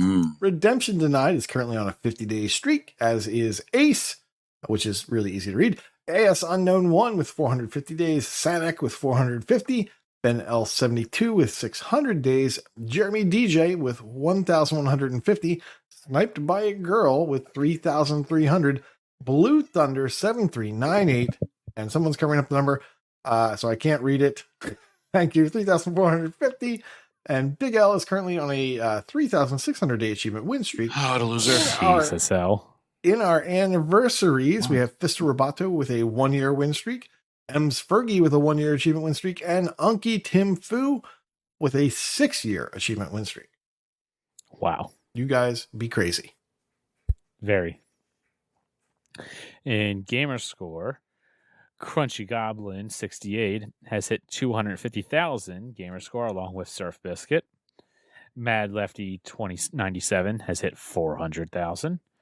Dunkos has hit 700,000. Kawi Ninja Rider 7 has hit 800,000. Septic Earl has hit 900,000. And Enigma Gamer 77 has hit 950,000 Gamer Score. Just about there. Nearly there. I know all about it. In leaderboards, Alex R. Davies is in the top 1,000 of the completed games leaderboard for RPGs. Aftos is in the top 10 of the Australia TA leaderboard for vehicular combat. Chewy on Ice is in the top 50 of the England Gamerscore leaderboard for adventure. MDP is in the top 200 of the TA leaderboard for point and click. Mighty Mango, this is where user editing to insert a laugh, is now in the top 200 of the Gamerscore leaderboard for visual novel.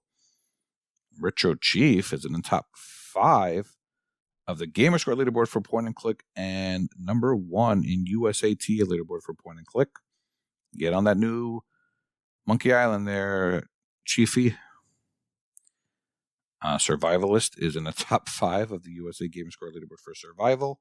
Septic Earl is in the top 2,000 of the TA leaderboard. And in some Vayner news or Vayner brags, Jay Huns is now number 1 in the Gamerscore leaderboard for Metroidvania. Our very own Jay Huns, who hangs out in the Vayner channel and tells us what's good and what's bad. And a special shout out to Alex R. Davies for being the first person on TA to complete Ghost Song. That came out when, like last few days? Yeah, last couple of days. It's actually, and it's very fun. So I was just going to ask you about it.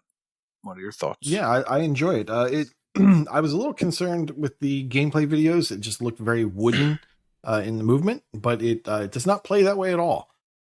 It's not as fluid as I would like with like a Super Metroid or anything, but it's closer to that than I thought. So far, first impressions are really good, and that's like 2 hours that I played. So I'm liking what I'm seeing so far.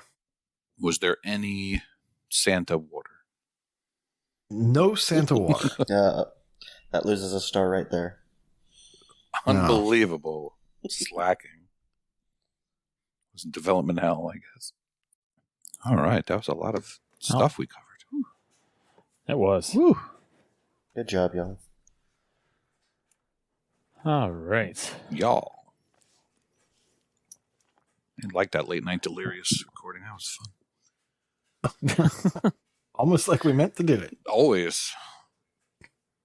Because No technical difficulties, Kenny- disconnects, or anything like that. Kenny kept beforehand. having technical problems. All right. Well, thanks you all for listening, and thank you, Wild West, for joining in. It was a lot of fun recording with you. It was. Thanks for having me again. Yeah, thanks for coming back. Yeah, anytime. We can kick that Michelle out anytime. Right? Yeah. I'm Gotta have happy that sausage party to help out at all whenever. times. Next time, talk more management games. You're I out. will You're start out. a new Never one mind. right there, right You're now. not invited So back. be ready for next Not time. invited back. Nope.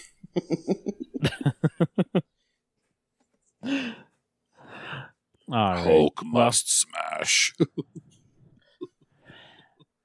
as always, Damn it, please mental. follow and subscribe to us on Twitch, twitch.tv/AH101. We go there at least once a month, the very first Tuesday of each month, for a live recording of the podcast. You can send us some Twitter tweets on the Twitter at Achievements101. Join in the Discord, discord.io/AH101. Subscribe to us on YouTube, youtube.com/AchievementHunting101. And if you can help us out, join the Patreon, patreon.com/AchievementHunting101. Like Wild West over here, you might be able to get on the show, get into the patron VIP chat in the Discord, a bunch of different perks and stuff like that. We greatly appreciate you and all of our patrons that help keep the show afloat. You guys have really helped us up the quality over the years, and we greatly appreciate it.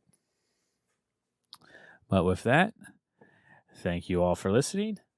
Class is dismissed. Bye-bye. Don't think the gobbler's out yet. I'm looking. I don't see the gobbler. Yeah. Don't go behind the Wawa. Stay away from trench coats.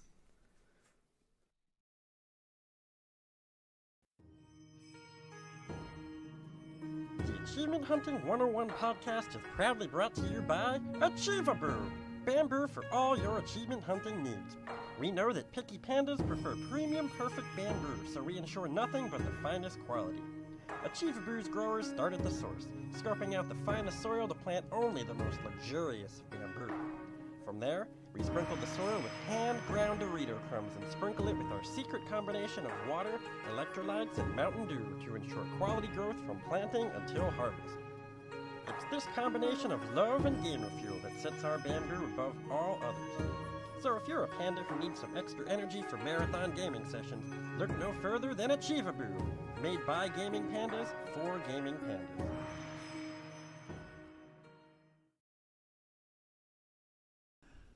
Hello and welcome to Cooperation Nation, the show where me and Ahayzo talk about our co-op exploits.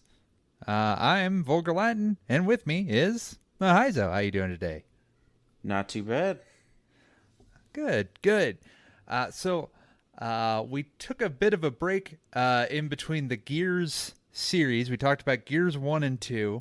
Then we talked about It Takes Two. But now we're back at it, desperately trying to reach the point with the story we want to tell you. But to tell that story, we have to tell more stories in between those stories. And so now here we are with Gears 3 and Gears Judgment. And if you'd like to go back and listen to those first two, to us going over Gears 1 and 2, it is on level 192 of the podcast. Yeah, back a ways. We did Gears of War 3 and Judgment in a 4-player session with Jablack and Fug, who are not here today. So, if you want to, they can fact check, say all about all of the things that we got wrong or whatever, but they're probably lying. If J Black tries to tell you that I somehow screwed him out of multiple achievements, he is definitely lying and you should not believe him. If anything, his Canadian internet screwed himself out of it. Jable screwed Exactly. Jables. This is what we're going to get to. That. So, yeah, let's just start with Gears of War 3, the conclusion to Epic's initial trilogy, kind of the end of Marcus's story. It's pretty good. It is. It starts, I want to say, a year or two after Gears of War 2. On a boat. Yep, it's on a boat. Humanity seems to all be on a few of these boats. Not many people still living on actual land in the area, except for I can't remember what they're called anymore. Basically the poor riffraff. Oh, the stranded. Yes, the stranded. They're 99% of the people who are living on land at this point. Dom's hanging out on the boat, growing his tomatoes. Tom's. His very precious tomatoes, which apparently are explosive, as we find out in Gears 4. But yeah, so that's where we start out. Everything seems, I won't say peaceful, but peaceful as it can get, considering they're at the tail, what appears to be the tail end of a war.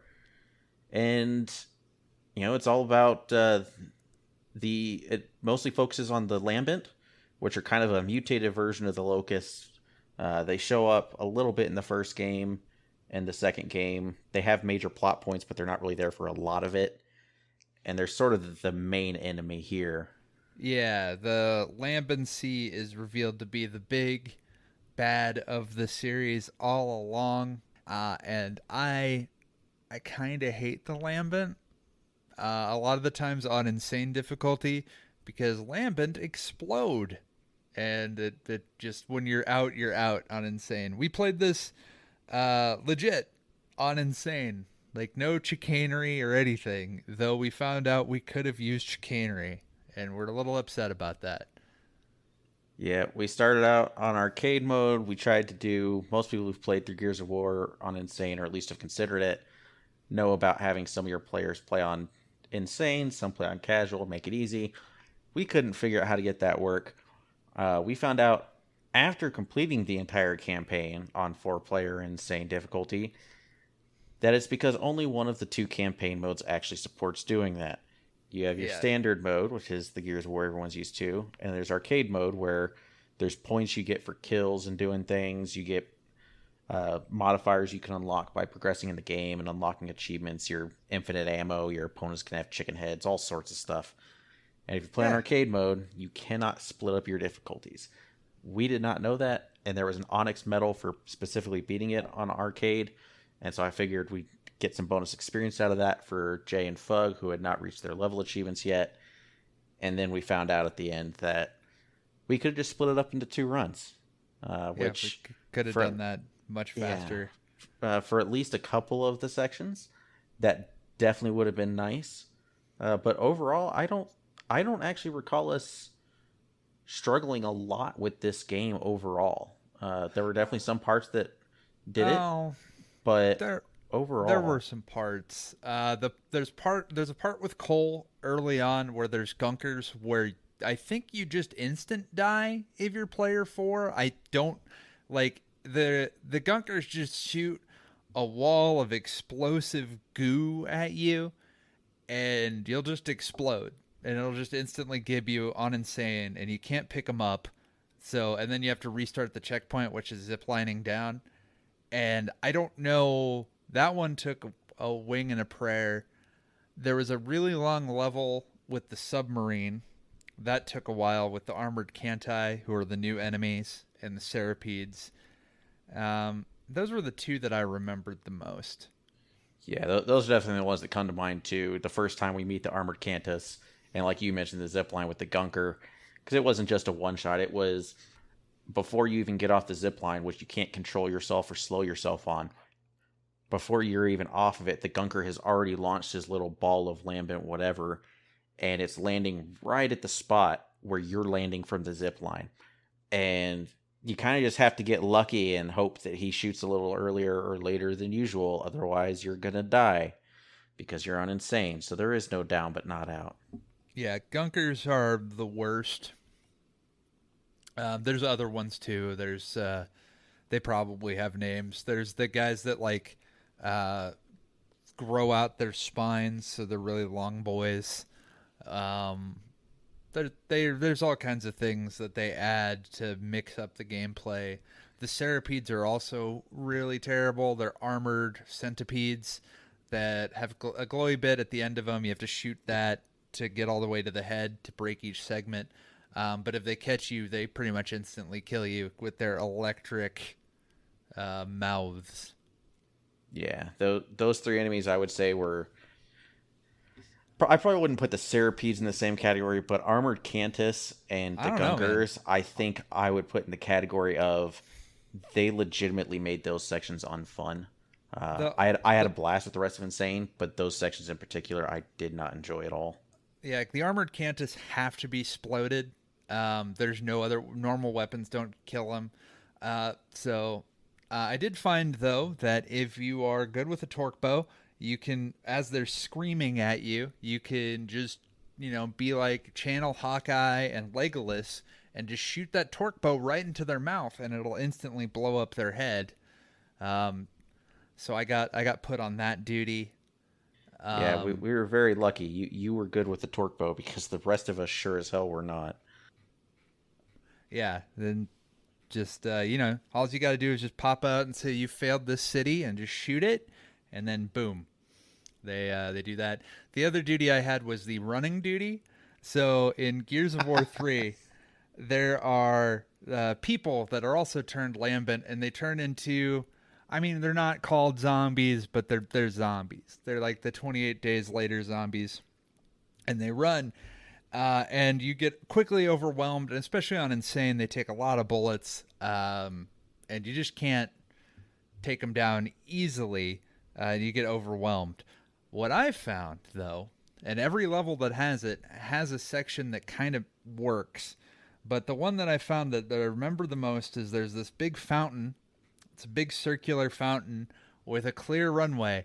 And I had my Marcus just running with just full-on cardio as I ran around the track. And they can't catch you if you're roadie running around the track. And then Jables, Fug, and Ahayzo were just shooting them from the sides as they were chasing me down the center. And I found different routes to make that work each time. That was hilarious. I almost died laughing. I think we all kind of lost it the first time when you were just like, screw it, maybe this will make it a little easier, and then we realized it just eliminated all difficulty, and we were just like, oh, that's a thing, I guess. Okay, so this is our strategy every time we find hordes of these guys now. Yeah, and there were ways that you could make it work. Every time that there were routes that you could run, and then if they were focused on catching the runner, they wouldn't try to attack the rest of you, I don't think. And yeah, you just run they across. Never broke off. Yeah, and you just kept picking them off. It was great. I highly recommend it. It's a good strat. The roadie running finally came in handy for something besides just covering large tracts of land to get through a level. It had actual gameplay ramifications in Gears of War 3. Yeah.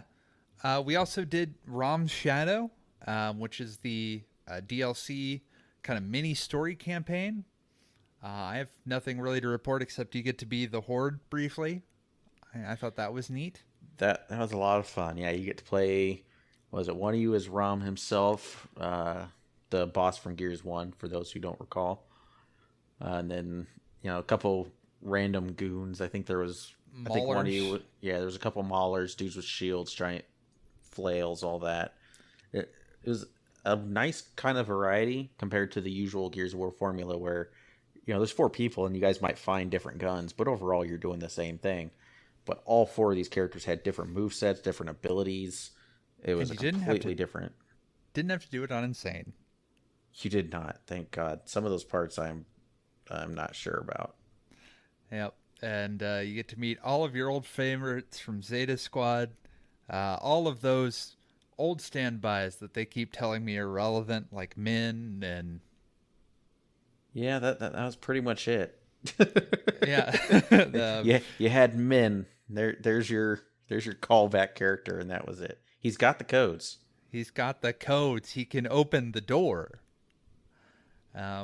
Yeah, and I mean, I think this one, story-wise, it's one that I think opens up the story the most. It feels there's a lot of moments that are kind of earned after kind of slogging through the first two.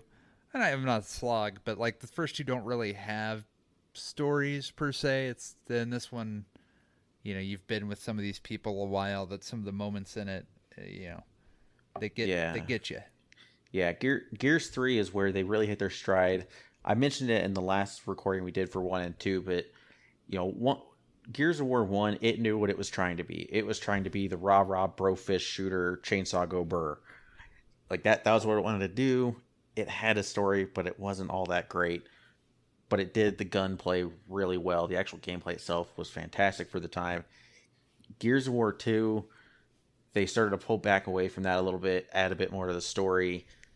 But I think they went a little soft on it, and so neither was all that great, the story or the gameplay. And then in Gears of War 3, they really found their balance. If I had to, I would probably say Gears 3 is hands down my favorite Gears of War. Yeah, it's the best in the series, I would say. By far, I think. I think it, like I said, has a lot of those moments that you can really only get at the end of a trilogy. Lots of games have them, but this game does it great. And achievement-wise, aside from just, I mean, it's a Gears game, so this one's going to take you a minute. We did a lot, though. We did a lot of miscellaneous stuff in Gears 3. And I doubt I'll ever complete it, but I still had a blast. Seriously, 3.0 is not that hard. Come on. Yeah, it's just... It'll take you like 5 minutes. Yeah, I mean, anybody can do it. It's not that big a deal. What? I was like, to be fair, you have quite literally done the only difficult part of Gears 3, seriously. There's a lot of grindy stuff, but you've done the only actual hard part of beating it on Insane.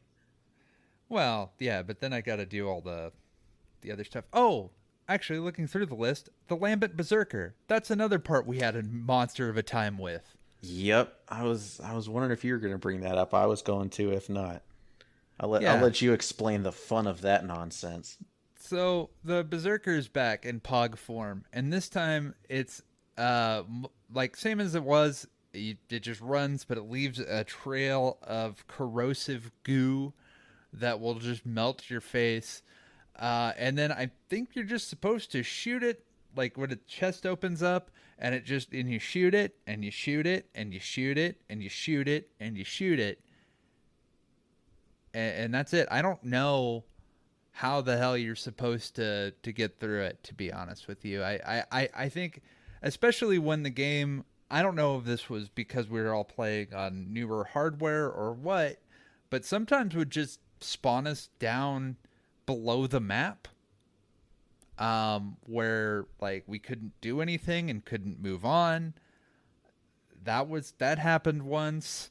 That happened a lot. That was the main problem with it.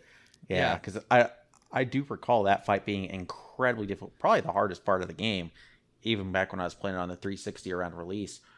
But it didn't help that in this one you have a very difficult section where the four of you split up right before it, and then once it shows you the cinematic, you get into this fort, and the Berserker breaks down the door. And after that cinematic, it brings you guys all together inside that fort, because two of you were still outside at that point. Yeah. And after that cinematic, it would sometimes just spawn all four of us underground, and we couldn't do anything. We could see through the bottom of the ground. We could see the Berserker running around up above us, and we just couldn't do anything. And every once in a while, we'd have a run where we'd finally get past this really difficult intro, and then it'd glitch out, and we had to restart the whole mission. And I think even the time that we got through the Berserker fight finally, because there were sometimes we did make it, and this is the one, I think the only part of the game where if you die on Insane, you will, it doesn't just automatically end it, if I recall correctly. Yeah, it respawns. It respawned you, but it respawns you underground. Yeah, under the map. Yeah, even if we made it to Berserker, it always spawned us underground. So we didn't get that respawn, which still was technically a bit nicer than other sections, because at least the death didn't knock you out. But the encounter was definitely built around you being able to respawn all the time. And when someone dies, just leaving you with one less player, it's not great, especially when the Berserker is just running at random people. It's nice to have 4 random people for it to decide between. Yeah. And you could get pickled or just stuck in an area where it's like you either die by corrosive goo or the Berserker just gets you. There's sometimes when the Berserker would expose their weak spot, but it would just be pinned up against the wall so you couldn't shoot it. It's terrible. It's the worst. Yeah. And the Lancer really still doesn't actually shoot what damaging bullets most of the time. So it took probably some time between an eon and an eternity to kill that thing. It's not a quick process. Eventually we made it happen.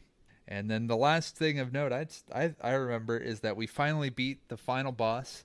We got through it, but if this happens and you play through on Insane, skip the final cutscene because it doesn't give you the pop for beating the game on Insane until after the final cutscene is over, not after you beat the boss. Weirdly, which Jables found out because he was disconnected via Canadian internet, and we had to beat the boss on Insane again just for him. Yeah, and full disclosure, I'm sure you all believed me earlier. I was actually completely full of it. Jay would not, in fact, be lying to you if he told you that I was at fault because we had been skipping the cutscenes the entire game. And then we got to the end, the final cutscene came up, and I was thinking, man, I remember this being a pretty cool cutscene. We should watch this. And I decided not to skip this one. And that was when Jay got disconnected. But luckily, it was around that time that we found out that if you play in standard mode, you could split up difficulties. Yeah. So we just went back through and had me, you, and Fug on casual, and Jay was just on Insane, kind of hiding out, taking pot shots where he could, while we knocked, the 3 of us on casual knocked out this boss with ease. Well, it was, like hide from the power of the sun and we'll get the boss. Yeah, that's exactly how that went. But yeah, overall, I mean, before we move on to the other game in the set, like Gears of War 3, I mean, I know some people are reticent to start it because of the time commitment. I mean, honestly, I think most of them, besides Seriously 3, like, most of it is very doable. Yeah, I think I don't think there's anything necessarily that difficult. Once you can get through that 4-player, or through that Insane, because obviously there's achievements for that. Other than that, I really don't think there's anything hard. There's still grindy stuff, even outside of Seriously 3.0. You got to level up certain horde fortifications, do things with certain high-level fortifications. But that stuff can all be grinded out, Yeah, it's a lot of grinding after that, and that's the stuff I haven't done. But I would still recommend it. I'd still say it's worth it. It's worth playing, and it's a good time. Because we know some people do exist like this in the community who avoid games they can't complete. Played it on an alt at least. If you are interested in Gears of War, every one of these games is worth playing. Even if you're concerned about the completion, just play it on an alt. At least it's totally worth it. Yeah, it's peak Xbox, I'd say, and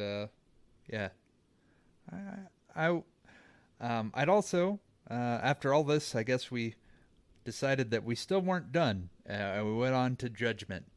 I think Judgment is a much better game than people think. Judgment is a side story that tells the tale of, it's a prequel of Baird and Cole doing stuff and fighting a horde evil in the times before Gears of War 1. It's a much different format, I'd say. It's shorter, more bite-sized, compressed levels. They changed up the controls to be more in line with how actual games should go. Yeah, I would go so far as to say, control-wise, they tried to turn it into generic third-person shooter, which for the most part worked out, but it's a bit off-putting when you first get to it and you realize that you do have to relearn all the controls. Yeah, but I don't know. There's especially things like grenades not being a dedicated thing that you can just throw grenades instead of put away your gun, pull out a grenade, which I've never really understood from Gears, like all of the other ones. This is the only one that keeps this control scheme. Right. It's also the last of the 4-player Gears. The other Gears don't go to 4 mysteriously. I don't know why. Sadly and mysteriously. Don't worry though, Gears of War 5 does go back away from being 2 players. You can be 3 players, not 4 because reasons, but you can have 3 players. And even though that you almost always have 4 people around in the story. Yeah. And one of you doesn't even have a gun. One of you is a robot. We'll get to that. That's happening in a future episode. But yeah, this is good. I think a lot of people are just turned away by the controls, but I think that the controls are just much more in line, like I said, in line with how normal games control. And they also add a bunch of cool weapons, like my jam, the Marska, which is a single shot mid-range rifle that packs a lot of punch. It's great.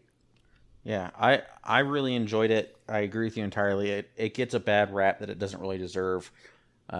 It's not exactly the best entry into a Gears of War series, but I think if you take that Gears of War name off of it, I think it's a lot easier to see it for how good it actually is as a general third-person shooter. One of the things that I did really like that they did was they added a feature called declassified missions. Which basically the whole plot of this game or the whole premise of it is you're playing the squad of Baird and Cole way in the past. I think it's like years before the first Gears game. I don't think it's very long after E-Day.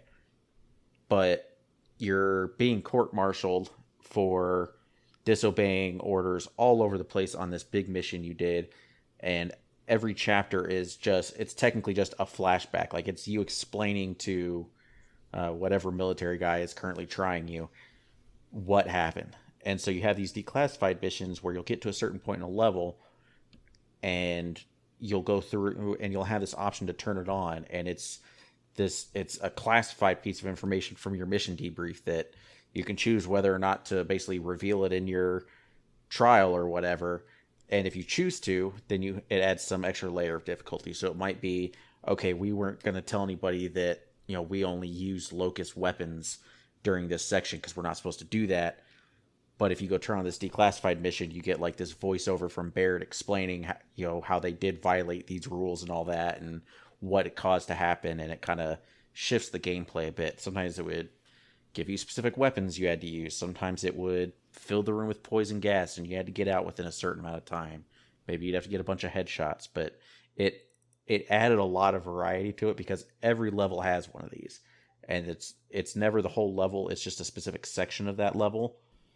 And so it never felt like it was just massively increasing the difficulty of the game. It was little bits and pieces that you can choose as you reach those points, whether you want to increase the difficulty. And I think... Oh, go ahead.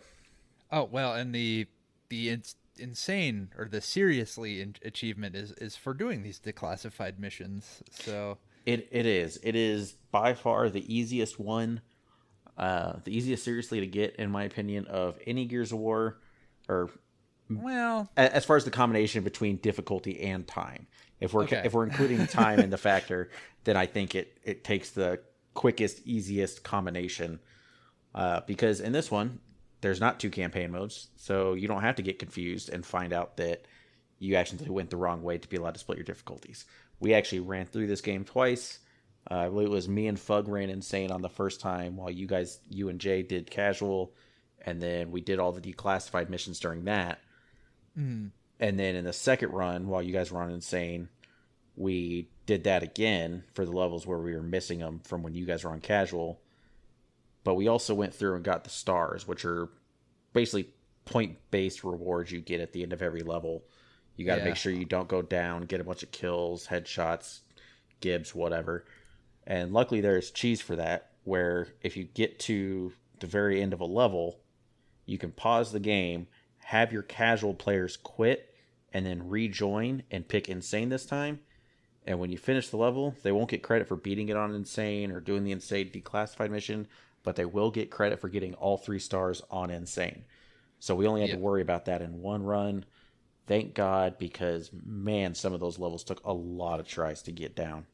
There was one specific one where I felt like they didn't spawn in enough dudes to actually... It's a very short level. I was about to say, I know exactly what you're talking about. It's like we start out in a foyer, they ambush us in the foyer, we escape out into the main area, and that's it. That's it. It's like all of the levels. One of the things I love about this actually is that it's a much more bite-sized campaign experience. So it's like a much more all killer, no filler.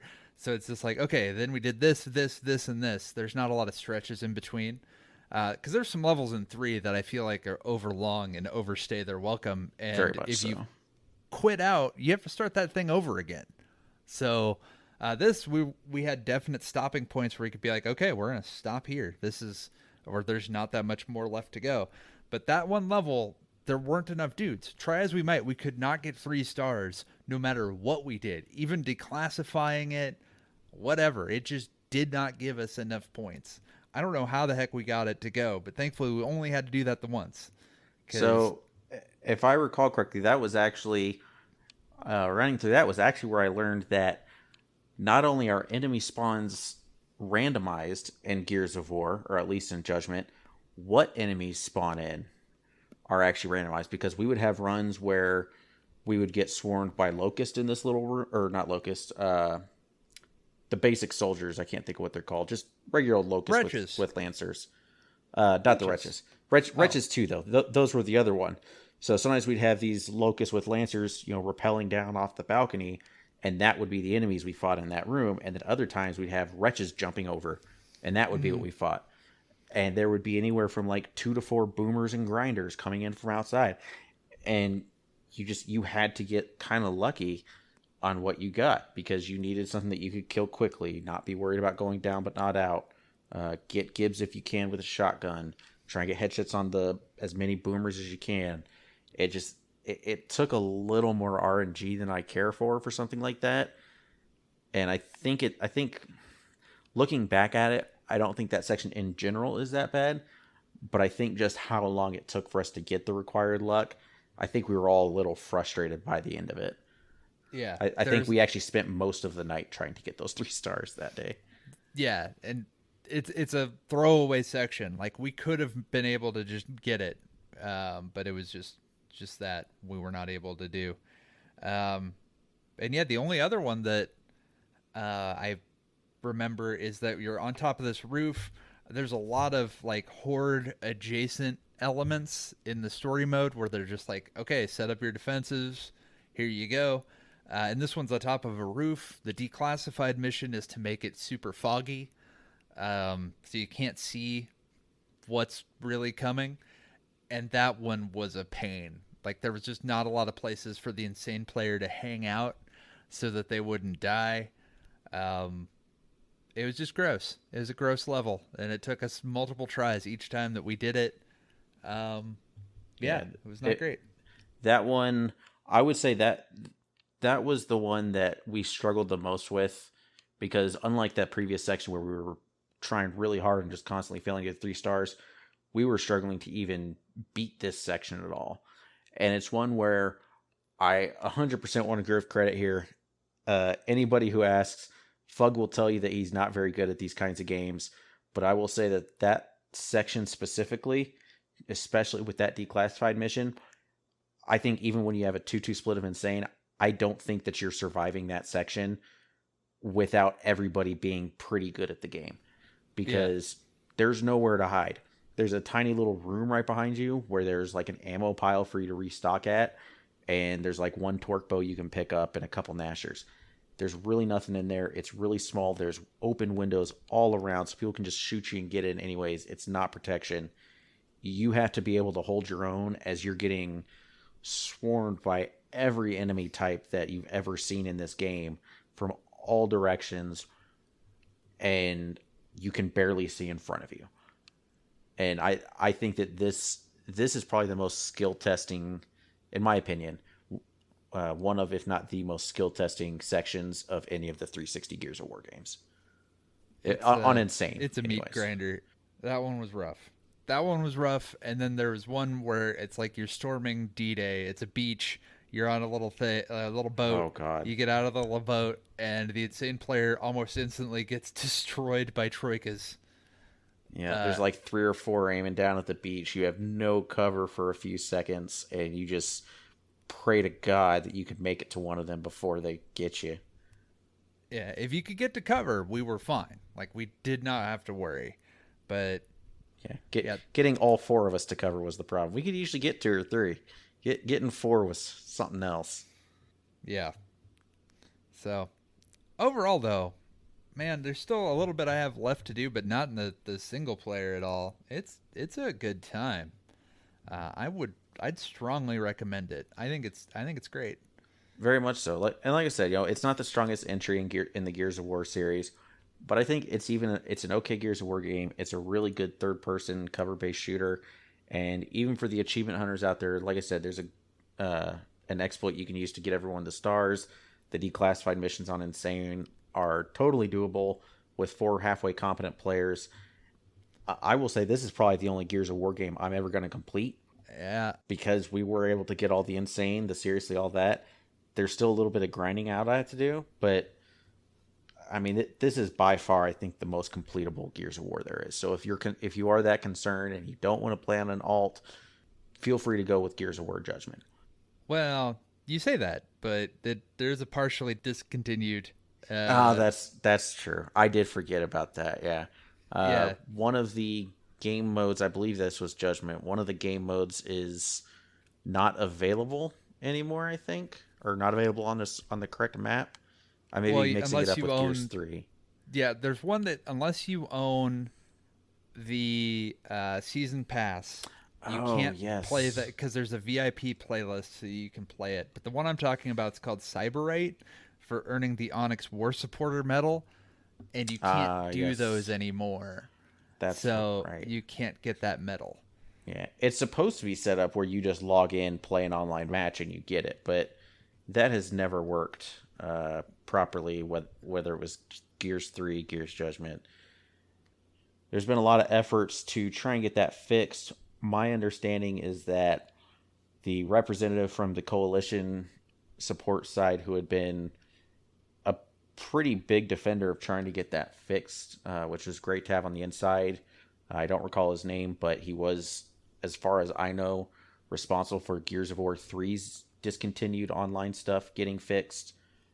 He unfortunately did leave the company, and I'm not sure there actually is anybody there who cares at all about the achievement side of things anymore, which I understand. I'm not going to badmouth that. It's a super old game, and achievements aren't super important in the first place. Yeah, it's almost 10 years old. Yeah, but the reality is we had someone who was making that push internally for us, and now we don't, and it kind of sucks, but I get it. Yeah, if you have that achievement, great. You can totally complete this game.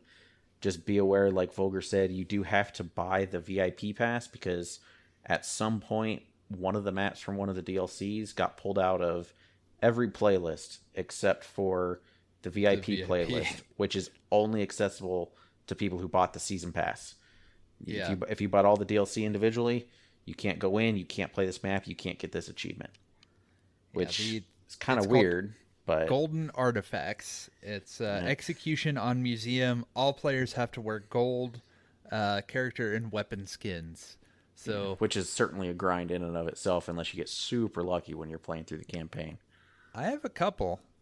Which that actually is something I would like to bring up, is their cosmetic system. Because in 1 and 2, I don't believe they had much in the way of cosmetics for online. No. Like weapon skins and stuff. I don't think that was really a thing. Gears of War 3 really introduced it, but they didn't have... They had a lot that you could unlock in general, but a lot of the more detailed ones, there was a, like... You could spend... I think you could spend a few bucks to get a specific skin for all your weapons, or you could pay like $50 to get all of the skins. But that was kind of it.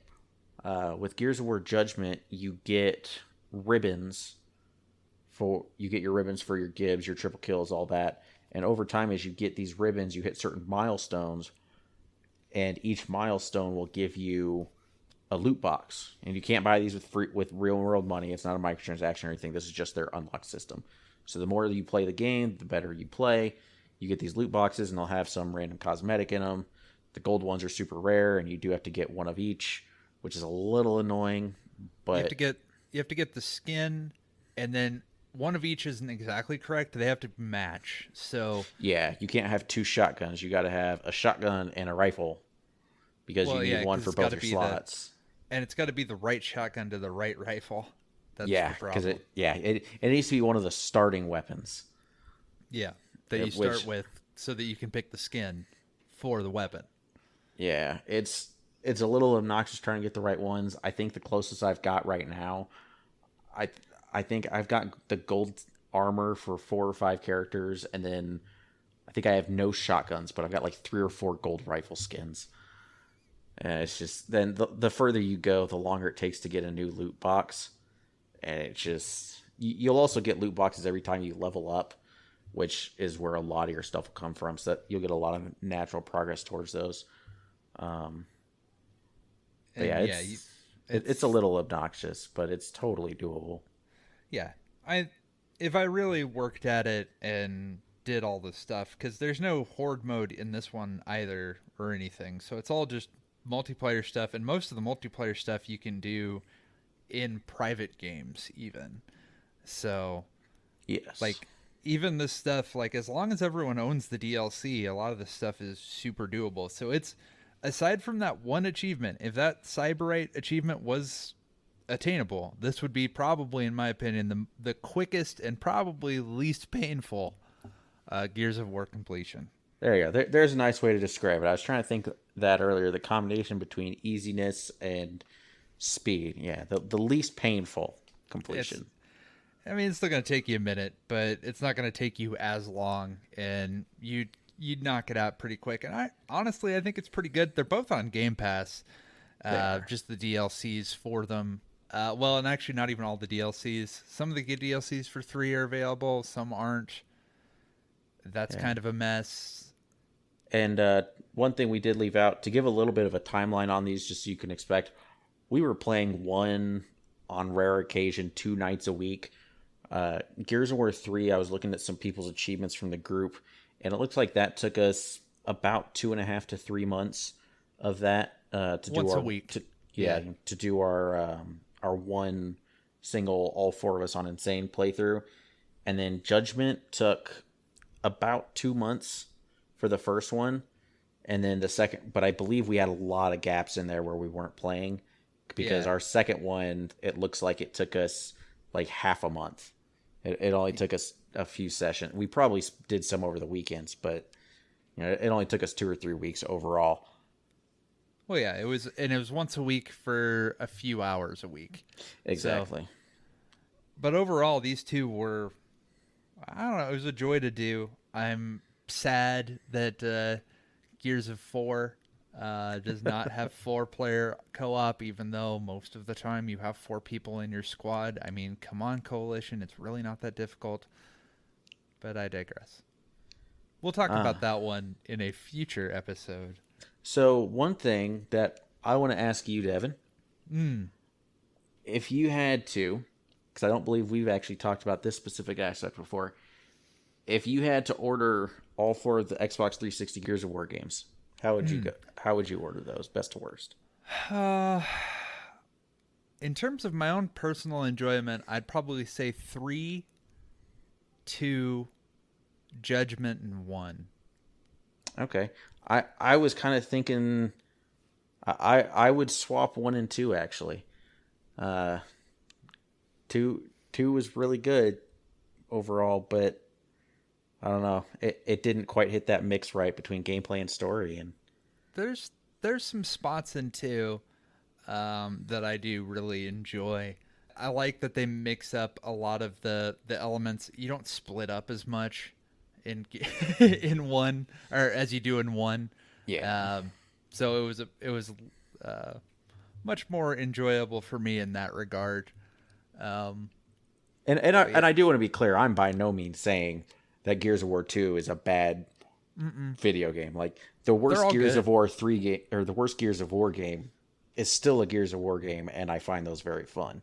And then secretly, to give a preview, I would put, if we were continuing to go and rank them, I'd put 4 underneath 1 because that's my least favorite. Yeah, I've got a question about you. I've got a question about that rating for when we do that episode, because I am curious about whether something would change it. Yeah, but we'll talk about that. We got it, but I think we've gone on for a little long. But any other final thoughts on Gears Judgment, the culmination of the 360 quadrilogy? It's really good. Don't listen to what people say.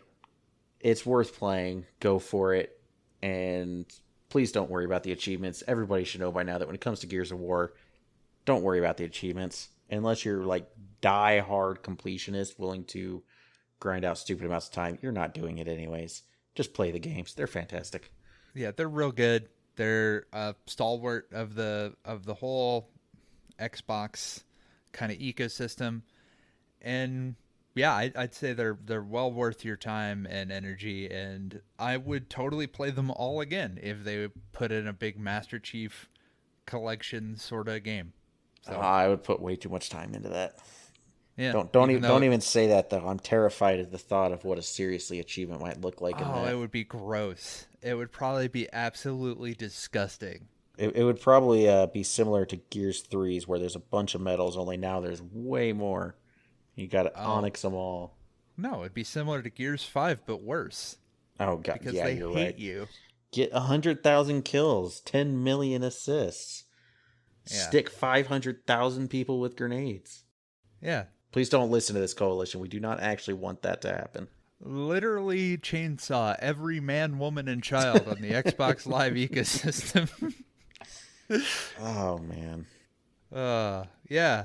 But until that day comes, we'll be moving right along. But yeah, that was fun. Yeah, I think next time's probably Gears 4. And we could talk about robots. All about the robots. Your favorite enemy. I'm so excited, and I just cannot hide it. All right. Well, yeah, this has been Cooperation Nation. I've been Vulgar Latin. I'm Ahayzo. Thanks for listening, everybody. See ya. Have a good one.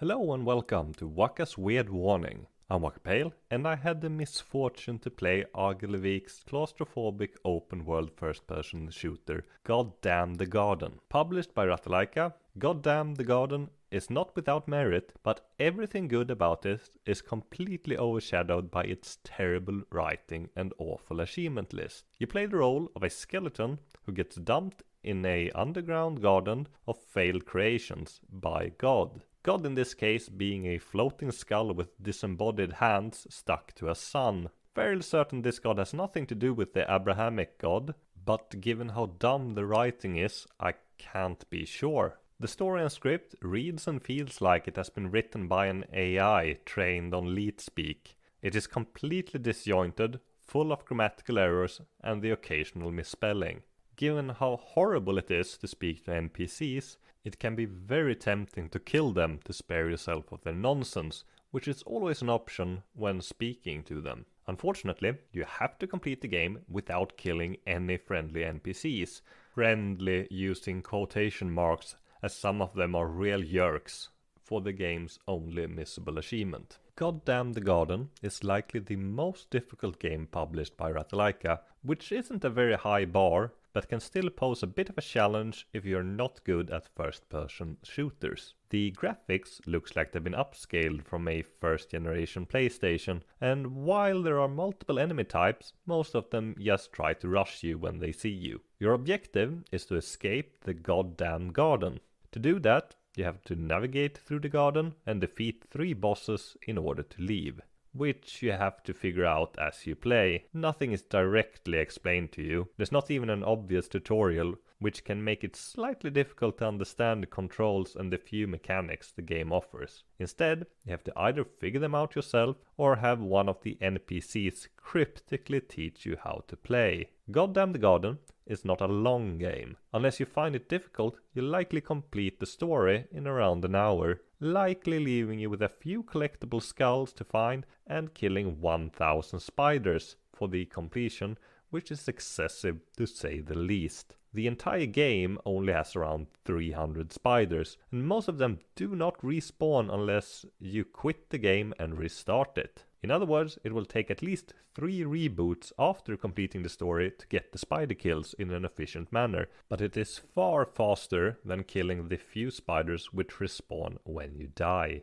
Goddamn the Garden has a generous 0.75 rating on TA. If you want to suffer through it, it offers 11 achievements worth 1000 game score and 2000 TA and can be completed in 2 to 3 hours. Most of that time is spent murdering spiders and finding collectibles. Goddamn the Garden is normally $5 and only has 50 completions right now, which might make it tempting for the current hidden gem bonus in the Better Completions Matter contest. Be warned that Goddamn the Garden is not a gem. While part of it is aggressively bad, it does feature an invulnerable capybara sidekick, which is found in a hidden corridor next to the starting room. You could play worse games than Goddamn the Garden, but there are not many of them to choose from. Have a nice day, everyone.